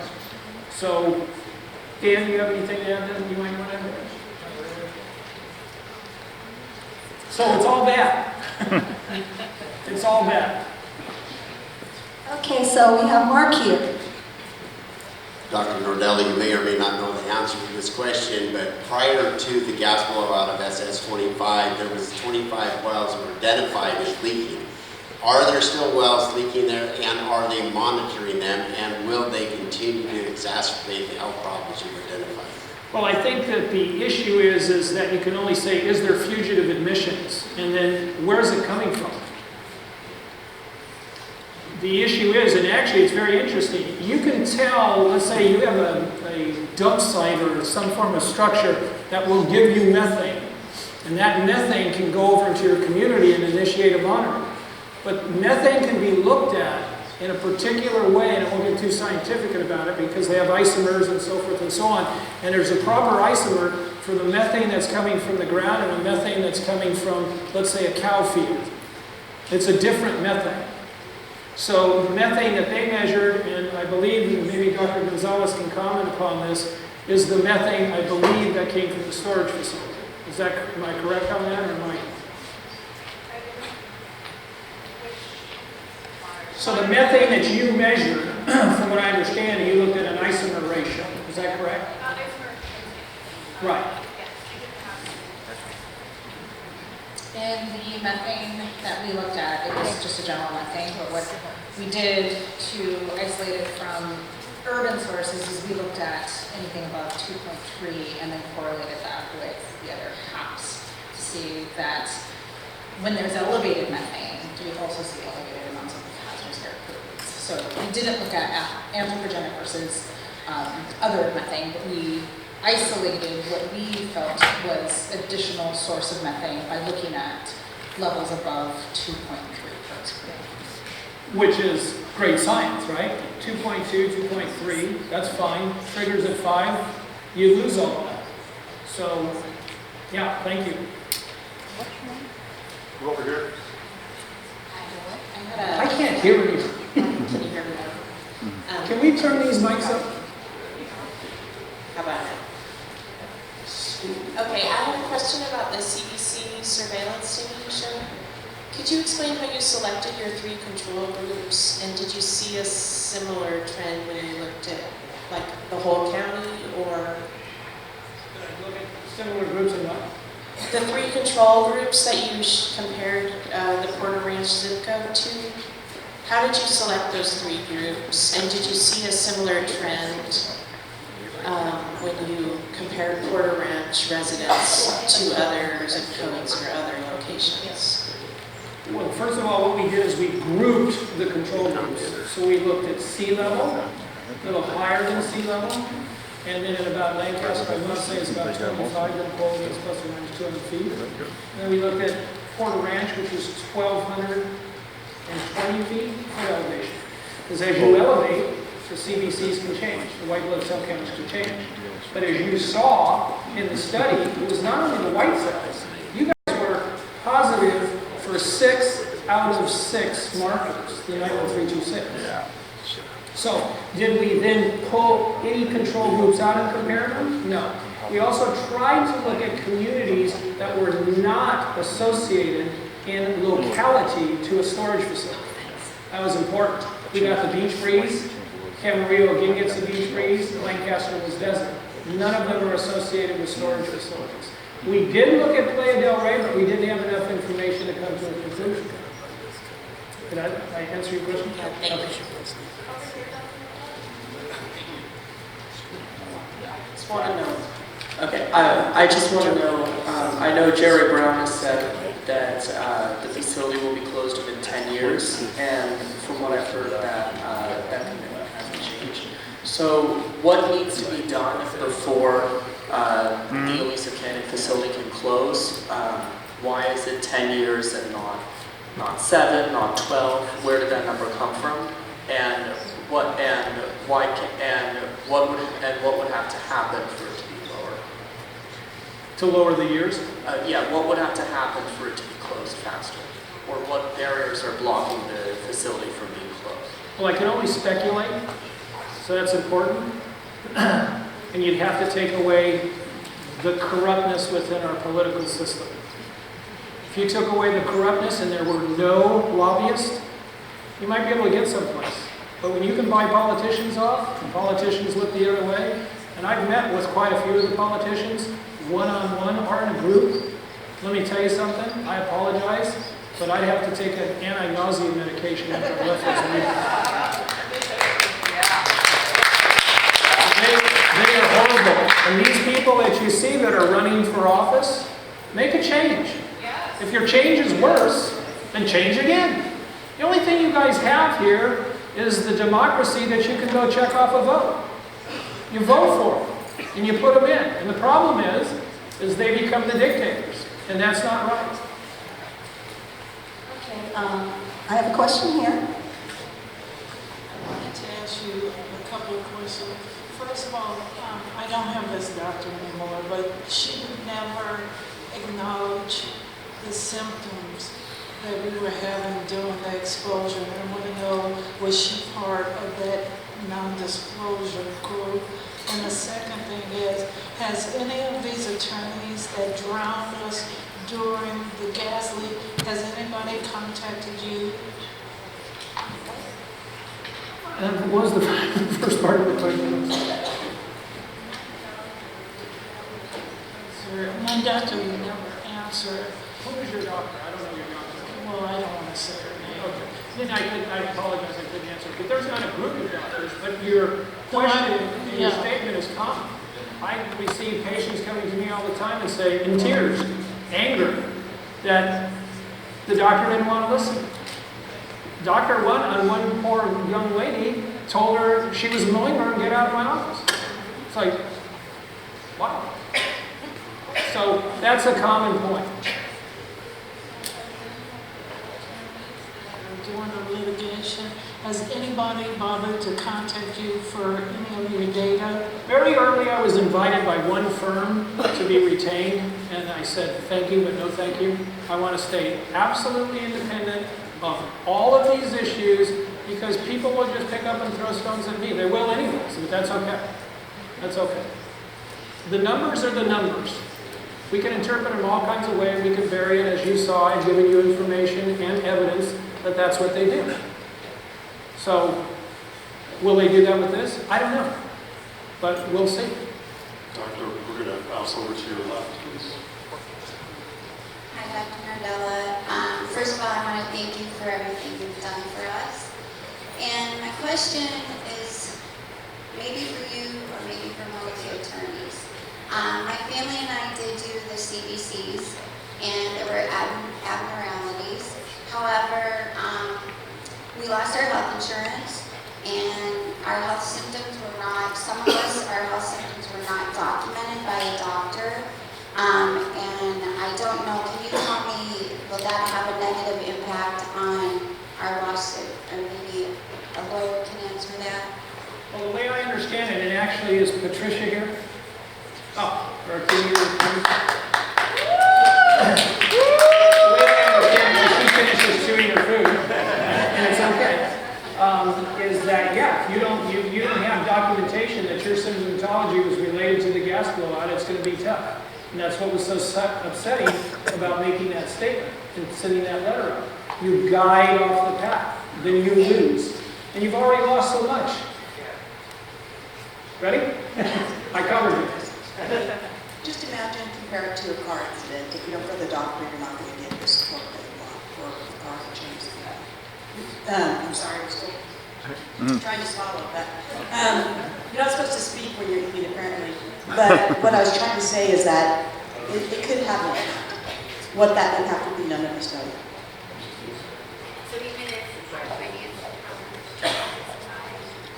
the gas blowout and we lost our insurance, that and the stuff when we come back, that's strike against us. Potentially. Yeah, potentially. But it's something that you should talk to your law firm about it and go into detail about what you can do to mitigate the damage on that.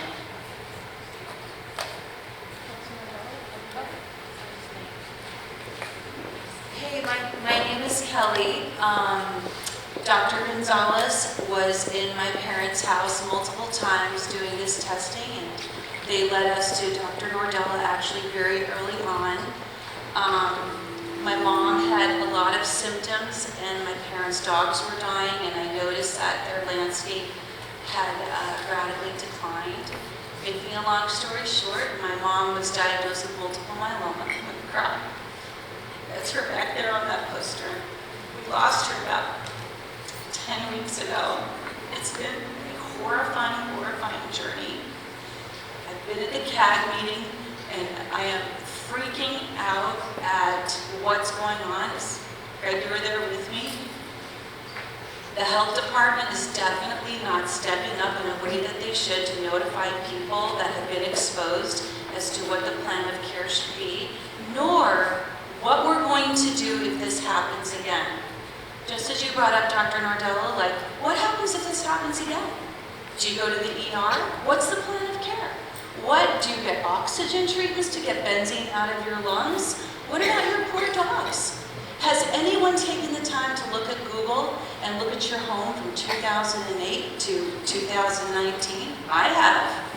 I can see that my parents' house that was at the corner of Tampa and Wilbur, 90% of her trees are gone. That's evidence. As Dr. Nardella says, these are numbers. What do we do now? Diane, what do we do now? Dr. Nardella, what do we do to get these toxins out of our bodies? Because this event has happened now. That's my question. How do you help us save our lives? Well, you stop, if I had to take a patient and put them on a gurney up here, stuck an IV in their arm and dripped in a medication, and they had a clinical effect of it, what would I do? If I wanted them not to have the clinical effect? And pull the IV. Stop the medication. That's the first thing you have to do. And if you have fugitive admissions, which still has to be 100% defined and where they're coming from. But when you get the liability issues and the finger pointing and on and on and on, it's tough to get to that, especially if you're not investigating. That's the most important thing. If you're not looking at it, how can you find it? I've got a question here. Hi, Dr. Nordella. Thank you again for all the work you've done.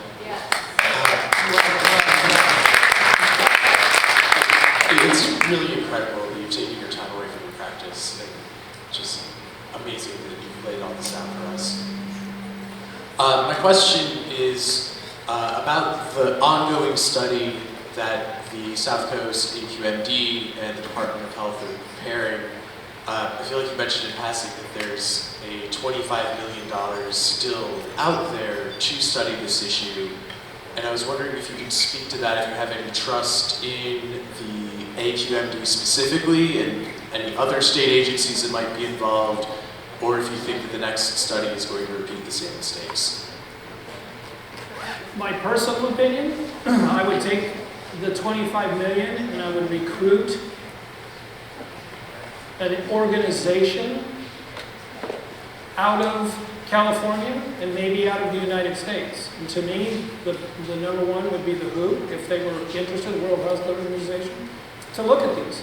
But I don't think you'll ever have that happen. They have control of it through the court systems, and the 25 million is locked in the Department of Public Health. So how are they going to do this study? They have, from what I understand, some communications, they have the same bad actors that are sitting on that was on the AQMD study. So if these people don't get diluted out by other neutral parties within that scientific oversight committee, I don't know if you're going to get a good study. And as you saw, Dr. Rankin said, hey, the study is a waste if you can't get those chemicals. Well, I don't know how you're going to get those chemicals. There's no mechanisms that he's proposed. You're going to get them through lawsuits? Well, we know that the oil and gas industry can be protected for that. So if you can't get that, why are you spending 25 million? Where are you going with it? Now, that's just his opinion. You know, I have ideas on doing a particular study, and it's going to be very difficult because it's all about control groups. If you don't get the proper control groups, you can't make the assessments. Thank you. You're welcome. Doctor, your left. Thank you very much, Dr. Nordella. We really appreciate it. You're welcome. I'm from Minden Del Rey, and we're struggling with the Playa del Rey facility. I have two questions. The first question is, during the course of the studies, did you try to talk to any of other electeds? You did mention trying to talk to Mayor Garcetti, but did you try to talk to any of the other electeds? Who and what were their responses? And my second question is, since we're struggling very hard, as you know something about our struggle with the Playa del Rey gas storage facility, and the fact that the City Council right now has before it, they're looking at the compliance in a motion right now in the City Council, the compliance of permits, and they have the opportunity to shut down any gas storage facility that has emissions. If they don't control the pressure and has emissions that go above the air, and it's very dubious whether they're going to really act on that. So the question of the electeds and the question of Playa del Rey, and how does that interact with this current, right now, motion that's being examined and a potential opportunity and the same kind of shutdown and minimizing of facts that you've been talking about may be happening. Wow.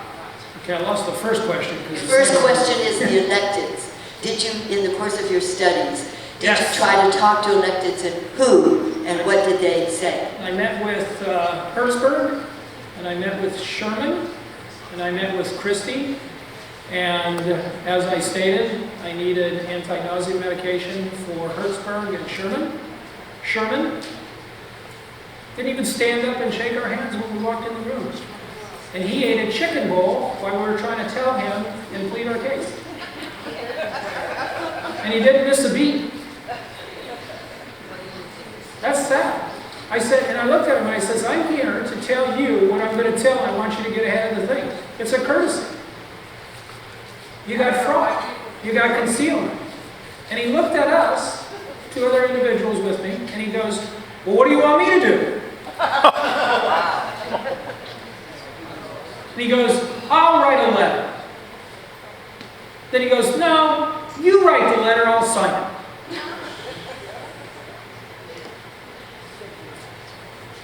Hertzberg, 2 young female interns there, quote unquote, you cats just don't get it. That's not how Sacramento works. You got to bring them something to get something. Now this is not hearsay. This is from his mouth to my ears.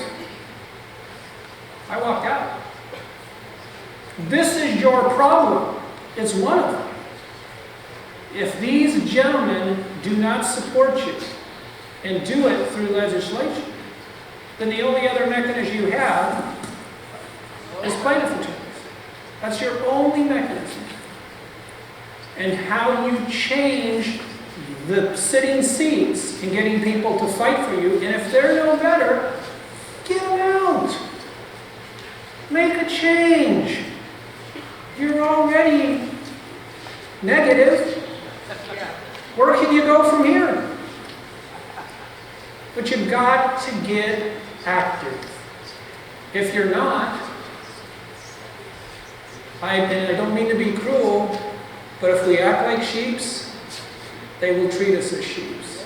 And we're not sheeps. You're people. You have rights, and your health is the #1. Because without your health, what do you have in life? You can't do anything.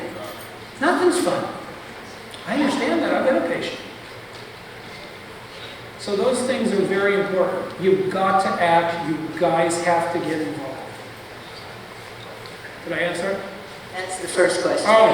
The second question is, I live in Plyadale. I live near Plyadale, right, 1.3 miles from the gas storage facility there. And you've talked at one of our outreaches, and we're going to talk at another one. Thank you. And we are trying to get going and not have one of these incidents, but it's hard because nothing has happened yet. And so I'm wondering, is there measurements we can be taking? Or I got an AQMD letter in January 2010 or something about benzene, but that there were acceptable levels of non-cancerous benzene. That was my letter from AQMD. Now, there's no non-cancerous benzene, just to let you know. I thought as much. Let me see if I can interject really quick. And first of all, again, if you have the people that are making the decisions have the ability to have a back door into their office because of this or because of political favors, the system will never be corrected. What's the financial strength of Simpro? That's a lot of Christmas money they can give away. You heard before they're doing $250,000 or whatever it was, $1 million in lobbyists. And until we outlaw lobbyists, you'll never clean our system up, in my opinion. It's a joke. And we go to the Middle East and say, we want to establish a democracy here because there's too much corruption. Well, so, I apologize, but go ahead. Dr. Martello. Hi, you mentioned trying to locate where the leaks are. And I'm just wondering, is it possible that there's methane and everything leaking from spots other than the well openings? Could there be leaks emanating from other sources, from other places? And I only ask because I walk Aliso Canyon all the time, and there's one particular spot where every time we walk through, we say, oh, it smells over here. Maybe an animal died, but it's been smelling that way for like 14 years. And after the fire, the recent fires, there was a spot where there were flames, because we walked, all right, we weren't supposed to, but we walked through the day after, and there was a spot coming out of the, and I said, storage over there. So is that like a legitimate possibility that there is gas seeping through under the canyon that we're walking on every day? Okay, that's a good loaded question, so. Yes. I mean, I have a film of the, yeah. The issue is you are storing under homes at 8,000 to 9,000 feet under extreme pressures a gas. And that gas is mixed in with X oil. Now, do we think they really extracted all of the oil out of those oil fields? No. Right. And you also put chemicals down into those holes to break up that rock to get at that oil, that liquid gold. Okay? And then we decided to say, let's inject it with natural gas. So the gas comes from another state. And by law, supposedly, my understanding, is when they transport it, they have to put mercaptans in it because if they have a bust in a pipeline, then it will smell. So they bring it over and inject it in the ground. They clean it and add it over it, and then they bring it over and they dump it in a dirty well. Does that make sense? That's number one. So the question is all of these bladders underground, are they 100%? This is not like when you go to a gas station and you see them back there with a big backhoe and they're digging up the concrete. They're going, oh my gosh, this tank is too old. We got to put a new one in to bring the gasoline and put it in. It's not like a metal container that has no ability to breach the lateral walls. It's rock. Do we think if we put it under pressure, it's not going to lateralize and go someplace else and maybe work its way up to the surface? That's number one. Number two, you also have, somebody mentioned the oil well up there, that is actually taking, and when you extract oil from the ground, what comes up with it? Natural gas. Well, they used to burn that off. They don't anymore. They sell it or trade it back to the gas company. I don't know what arrangements they have and or transportation they have that brings it back in from that particular well back into the wells that you have underground for gas. But yes, you mentioned the fire. So let me share what I know with the fire. Fire's on a hillside. You guys had major fires up there. Everything was burnt. There's no fuel, but yet a fire. That's why I call it a biblical fire, the burning bush. I don't even know if there was a bush. It's just a flame. It's like, whoa, what is this? So you look at that, and then they come back and they say, fire department, hazmat. He said, quote, you cats don't know how it works. What is it? It's burning, coming out of the ground. Okay. What do we do? Let's leave it alone for a day and a half. Burn for a day and a half. Come back. Let's put a hose on. Put it out. Let's take some measurements. Snake a tube into the hole. Take their measurements. Take some below. Take some measurements. I analyzed those this morning. Very interesting. You've got benzene at 1.3 at the leak site. You've got benzene at 1.2 in your community. Both are toxic levels. Are they related? I don't know. Is there a way for us to measure benzene in our community? Is Very there expensive benzene meter. And I proposed that a long time ago to go mobile. Get the methane out of there. We don't care because there's no ratio. Let's just monitor the benzene. But going back to the issue is that once they found these numbers, what did they do with the leak? So I think it's a good thing. They put dirt on it. Yeah, I was going to say they put dirt on it. Yeah, you got something. Now, I apologize, Covered with dirt. but I don't think that's proper science. You think that won't, under pressure, lateralize again and come up someplace else? They did not. They know you had fugitive emissions up there in 2016, which merited further investigation. Where's the further investigation? I don't understand that. Yeah, there were several places when, as we were walking through, where we just saw little, and our department was up on the hill watching for spot fires, and I said, did you get that one? There's like one over there. They said, oh yeah, we're watching it. And what concerns me is they're taking orders from somebody. These are good, bright people, well-educated, passed a lot of exams. no. So who's pulling their strings? That's what you guys should be demanding as a group. I don't know how to do it. I wasn't a hippie in the 60s, but She deserved it. She did it. Okay, just before the next question, I want to remind everyone, we put together a list of contact information for your elected officials. So within the next few days, if not today, Monday, get on the phone, call them and say, hey, I'm mad about this. I'm being poisoned. What are you going to do about it? There's all sorts of suggestions. It's at the Aliso Mom's table, and I hope everyone takes advantage of that and help yourself. Anyway, the next question.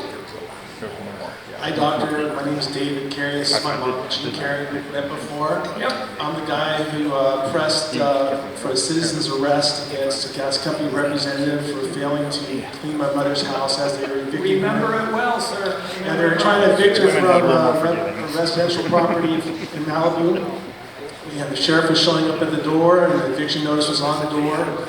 And I took the action by showing up at the meeting the county supervisor asked me to go to get help from SoCal Gas. And at that meeting, they refused to clean Mom's house to get her back in while they were trying to evict her from the temporary relocation property. So anyway, thanks. That actually got help from your council president, Mr. Leejum. Thank you very much for doing that. Mom did get her house cleaned. The LAP negotiated with that gas company rep who was errant, and they came over the very next day and got her house cleaned up so she could safely move back in. So with that said, today's presentation, thank you for that. I just wanted to point out that there is a hexavalent chromium plume underneath Porter Ranch. There's these open pits that they use for dumping, open pits that they dump into Aliso and Limekiln Creek, also the creek that flows past Holly Burnson Park. Open pits that they've historically been dumping all kinds of you-know-whats into, including hexavalent chromium, which is a rust inhibitor for tanks and pipes and so forth and so on. That material is toxic and causes a lot of damage, cancer, so forth and so on. We've already learned that lesson, haven't we? Yes, sir. Yeah. And the Regional Water Board has found this material, and also they found this material in 2016 and 2017. There's some Water Board reports available that evidence these facts.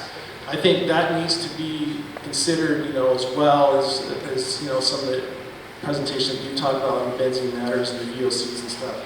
There's also a radiation plume in the groundwater itself. Various alpha radionuclides have been found. And we're learning that the San Juan Basin, where a lot of this source gas comes from, has high measurements of identical amounts of radionuclides as we're finding in our groundwater that the Water Board has found up on the mountain and in the surface water. The uranium shale gas is what currently is being used for fracking out in the San Juan Basin is highly radioactive.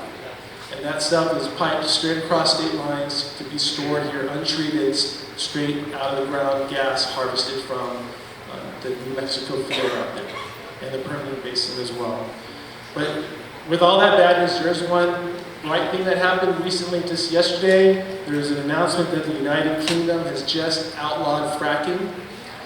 And as you mentioned earlier, there's some out-of-country perspective that we might need to solve this problem.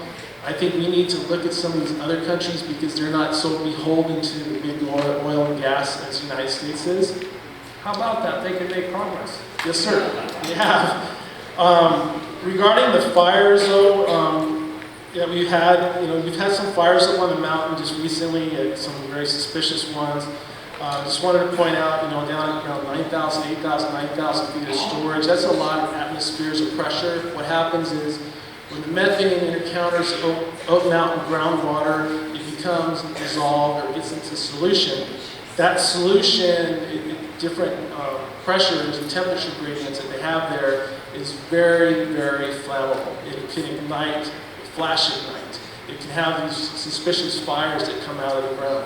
We have a couple of master's degree students that wrote up some dissertations, one from Cal Poly Pomona, south of here, and one at Cal State Northridge, that there's areas on Aliso Canyon on the backside of the mountain that actually bubble up gas in the creek. You can actually physically see it coming up out of the creek. That happens in Santa Barbara all the time.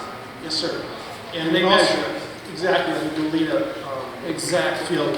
Exactly. I used to live in Santa Barbara. Right. I know that area. And also the years of injected waste that gets mixed with the brine. The brine isn't typically groundwater. It's not pure drinkable. It's this material they call brine.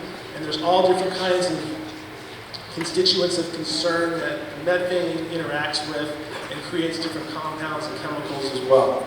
So that aspect, I think, might need to be considered.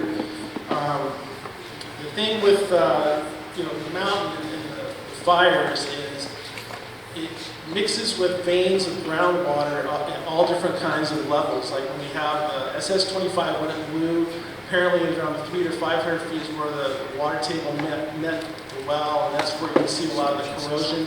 The corrosion isn't this rust that naturally occurs.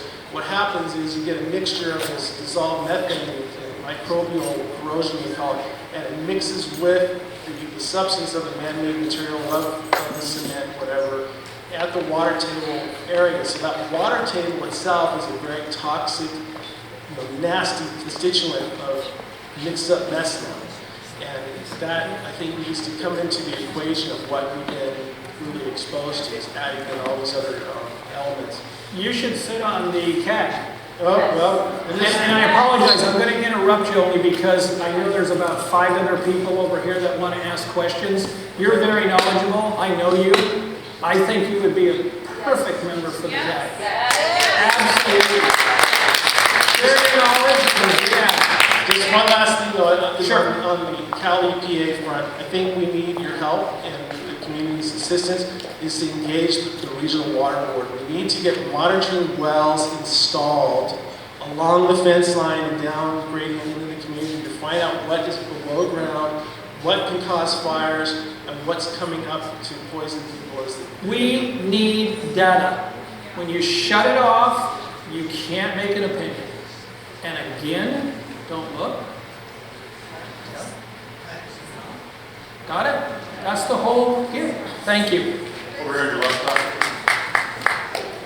Hi, my name is Ann. I live in Marina Del Rey, near the Playa Del Rey gas storage facility. I had some symptoms of the gas poisoning, but I don't really know if that's what's causing my symptoms or not.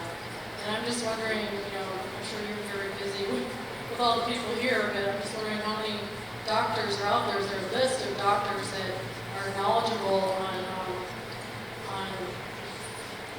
diagnosing to find out, if people have gas poisoning, and then also I'm wondering if the doctors would be affordable. I mean, all I can afford since I'm self-employed is Kaiser, HMO. They don't test for anything, there's no help for any of this, and I just spent $1,200 on an alternative doctor to get some blood tests done. And he doesn't specialize in gas poisoning, but he's at least open to it, and now I'm concerned, wondering if my blood test, if my blood was sent to Quest, wondering what labs we can trust, Is there a list of doctors that are knowledgeable about gas poisoning, and is there which blood labs can we trust? So I would say I self-taught for 4 years, but that's what higher education is, it's all self-taught. So when people come along and say, well, I have a PhD, or blah, blah, blah, it's all self-taught. They tell you, here, read this, take tests, and you become whatever. But the issue is that there's very few, because why? This doesn't happen that much. So there's not a doctor you can go to that says, oh yes, I'm a specialist in the Aliso Canyon natural gas blowout. We don't even know what the chemicals all are yet. So the question is, how do you become a specialist in that? You just have to do in-organ monitoring, vital monitoring. What's your liver doing? What's your bone marrow doing? What's your lungs doing? You said like a hair test. I mean, I don't know. There's hair testing. No doctor's ever taken a sample of my hair. If you're financially strapped, I would not recommend that you do hair testing at this stage. I would spend the money on following normal blood counts. Do a urinalysis, do what they call a kin panel on CBCs. If you're having respiratory symptoms, maybe one chest x-ray, pulmonary function testing, and see. But if you could get us the data, we could look at Playa del Rey. I got some of them. And by the way, I'm going to tell you is that the Primex people, the reason I got the Primex people to come forward is because I had a relationship with them. I saw their son. I got the information. I went back to get the children. They were gone. Wouldn't talk to me. Same time Quest, gone. The researcher I mentioned won't respond to me. Why? I'm radioactive. So after I spend all that money on blood tests, will I going to trust the lab that my blood went to? I don't think Quest is unethical. I don't think they're doing anything. They just want to turn over the data. And there's a secondary reason for it. And I asked my attorneys to find out in a litigation if they had communications with Quest Diagnostics.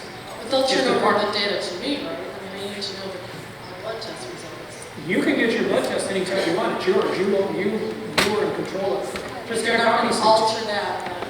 I can't hear you. They would alter that. No, I don't. That's a totally different issue. No, I don't think that they would do that at all. No. They just want to turn over the data to me. So, there's not like a list of doctors that you would recommend? I know of no other physician, unless maybe some of the crowd wants to share. There is one gentleman out in Ojai, and I can't think, Nancy, you know his name. Yeah, Dr. Burnoff. Burnoff. Burnoff. Thank you. You're welcome. That was Dr. Burnoff in We have a question here. She had a question for quite a while. We're gonna take like 2 more questions and then wrap up Q&A. So I'm sorry, we're not gonna get to everyone's question today. Hi, my name is Heidi, and I could cry, and I won't, but I will show you a picture of my daughter who has been in the hospital, so this just continues to go on and on. Is there a representative from Department of Public and Health that is here today? Yes, there is. Over there. Could you please tell me your name? Paul Simon. Thank you for attending, Mr. Simon. I cannot even begin to express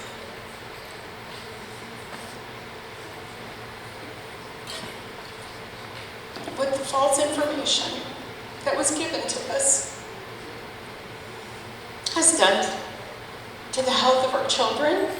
Forget about the health of my husband and I, but to our kids. I have a 19-year-old daughter that is not normal.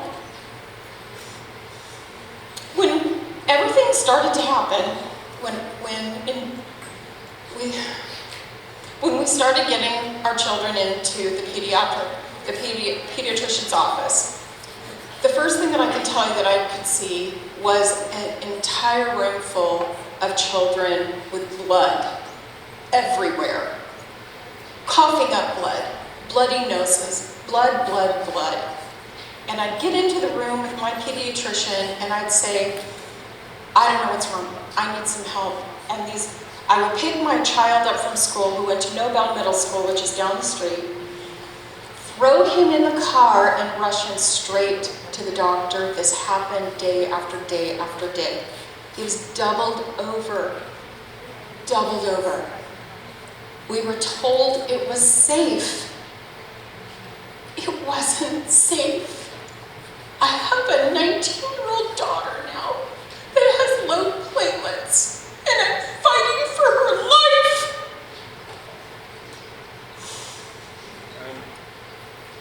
I can't put into words how sorry I am, and it's difficult. It's very difficult to sit here and listen to the story, very damning. I offer my most sincere sympathy. Moving forward, I think we want to try to do the right thing. I'll do my best. Again, I'm so sorry for your suffering. I know there are a lot of people suffering. I do want to follow up with Dr. Nordella to get a little more information, particularly the last study you talked about, the CBC study, the CBC study. Can we have him on the SOC committee? The what? Why can't we have Dr. Nordella on the SOC? The SOC. Yeah. The psychosis. Absolutely. Yeah. We can consider that. Would you do this for us? You need him out of We'd like you to be on the subcommittee. I don't know if you've initiated scientific oversight committee. We need you. Let me just say, I'm considering it right now. There's a lot of other things going on in my personal I say stand up and let's get him in there, guys. Come on. And I also have to be honest. Dr. Simon has not been here since the beginning. He's walked into this blank storm.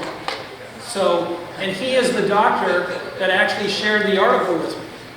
So, I appreciate that and I thank him for that. So, this is good, okay? But in my opinion, there's numerous things to be done. If you're going to have the same individuals that sat on the health study for the AQMD, they just need to change it up. And you know what? I think they should just give it to somebody to walk in fresh and new and look at this. You. No, it's not me. And I don't want the 25 million, and I don't want anything to do with it. Zero. This is not a financial motive. I don't need the money, and I don't want the headache, but I can overlook and see if we have good science, in my opinion. Some might disagree, but the issue is that you just need a fresh start. And you're 4 years out. You have to be looked at. I can't hear you. They need to fire Dr. Rangel and Katie Butler. Yes. That's not my swim lane, as one would say. But thanks, Dr. Simon. I think we have time I just want to say one thing that I want to be clear. The Department of Public Health is not going to do this study.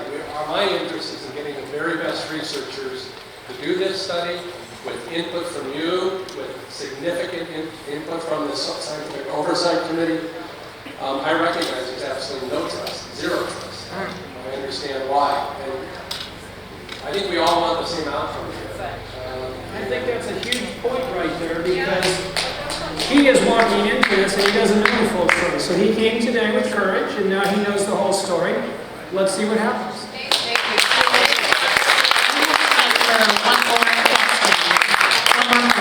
Okay, we're over here.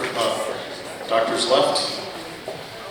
Hi, I'm a Porter Ranch resident, and actually, I ended up in Porter Ranch because my ex-husband was one of those city politicians, and I served as a commissioner for disability for the city of LA.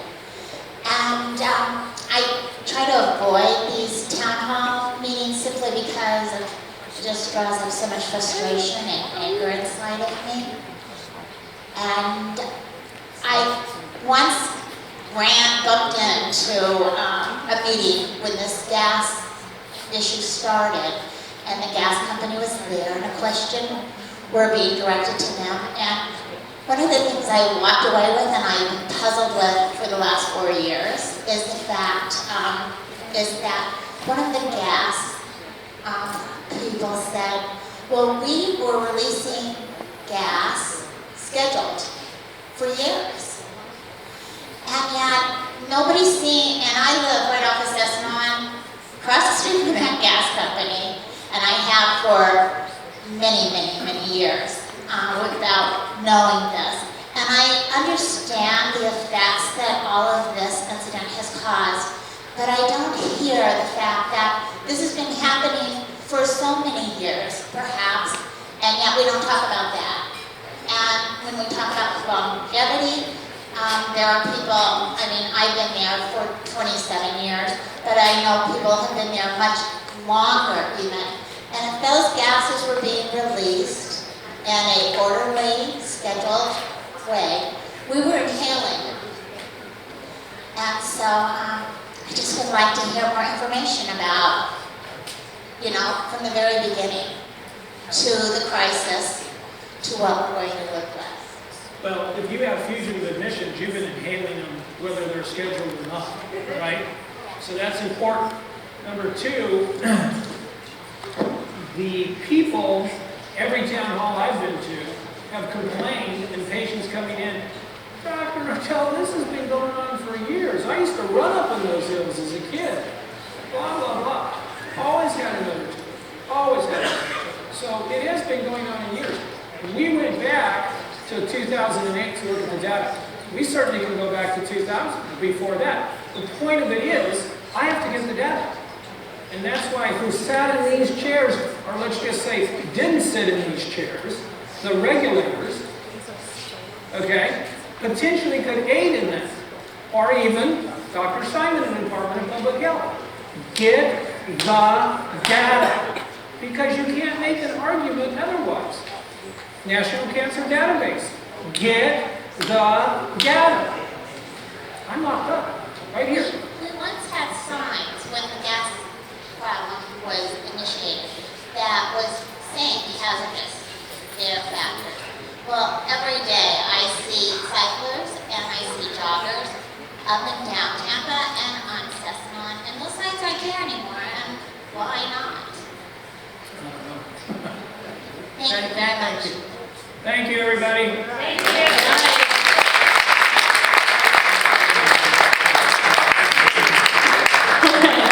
All right, everyone, thank you so much for sticking around for such a long day. Before you go, we do want to do some calls to action. There's more. So, what do we want out of this? Well, first of all, we want every single one of you to get re-engaged. I know that's a big ask. I know you've been through a lot. Trust me, there's a lot of people who have been doing this work for 4 years and they need your support. So please get involved. We are going to have people at the tables to talk with you. How many of you want to see Governor Newsom shut down Aliso Canyon? So I encourage you to talk to the State Porter Ranch table. But if you haven't signed our petition going around, there's one way you can very easily sign this petition. Can we keep the talking down to a minimum, everybody? So if you want to pull out your cell phone, this is a very easy way for you to just stay in the loop about what we're doing. You can text the word Newsom to the number 69866. So this will put you on our mobile alert system. So when we have events like this, or we need to make a call to Governor Newsom's office, or a call to Supervisor Barker's office, you will get a text notification from us telling you exactly what to do, where to go. So you will text the word Newsom, and it's spelled N-E-W-S-O-M, to 69866. Text Newsom to 69866.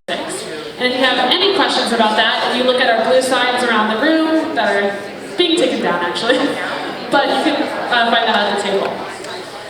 The second thing we want is we want a federal investigation into the California regulators. How many of you agree that that's important? The third thing is we want the Department of Public Health to declare a health emergency and shut down Aliso Canyon because of these findings that the facility is not safe. Department of Public Health does have this type of authority to shut down nail salons or fast food chains for violating health codes. They should be using their authority to shut down Aliso Canyon.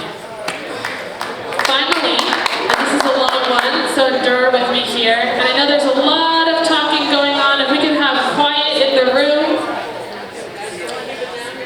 We want this health study, this $25 million, to be very, very specifically directed to the following things. We want the Department of Public Health to relinquish oversight and give control of the study over to the National Institute of Health or the World Health Organization, two credible organizations that have had nothing to do with this cover-up. We also want the Department of Public Health to use its full weight, including subpoena powers to collect and share directly with Dr. Nardella and his team the following. Raw, unredacted, or altered data in the specifics, according to what he's requested already, including complete blood count, CBC data from Quest, specifically for children as well, and cancer registry information for the last 20 years. How do you think that that type of disclosure is right?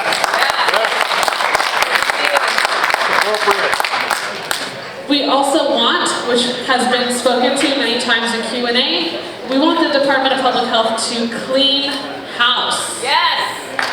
Specifically, get rid of the bad actors, many of which were named in the presentation today, and develop a new management team. We also want to ensure that this study has minimal political influence. The Scientific Oversight Committee needs to be made up of a majority of independent members to offset the 7 state agency appointed members. So to be clear, in addition to the Community Advisory Group, did I get that right, CAG, the Scientific Oversight Committee has state appointed representatives, and every step along the way, the state and local agencies have aided in this cover-up. So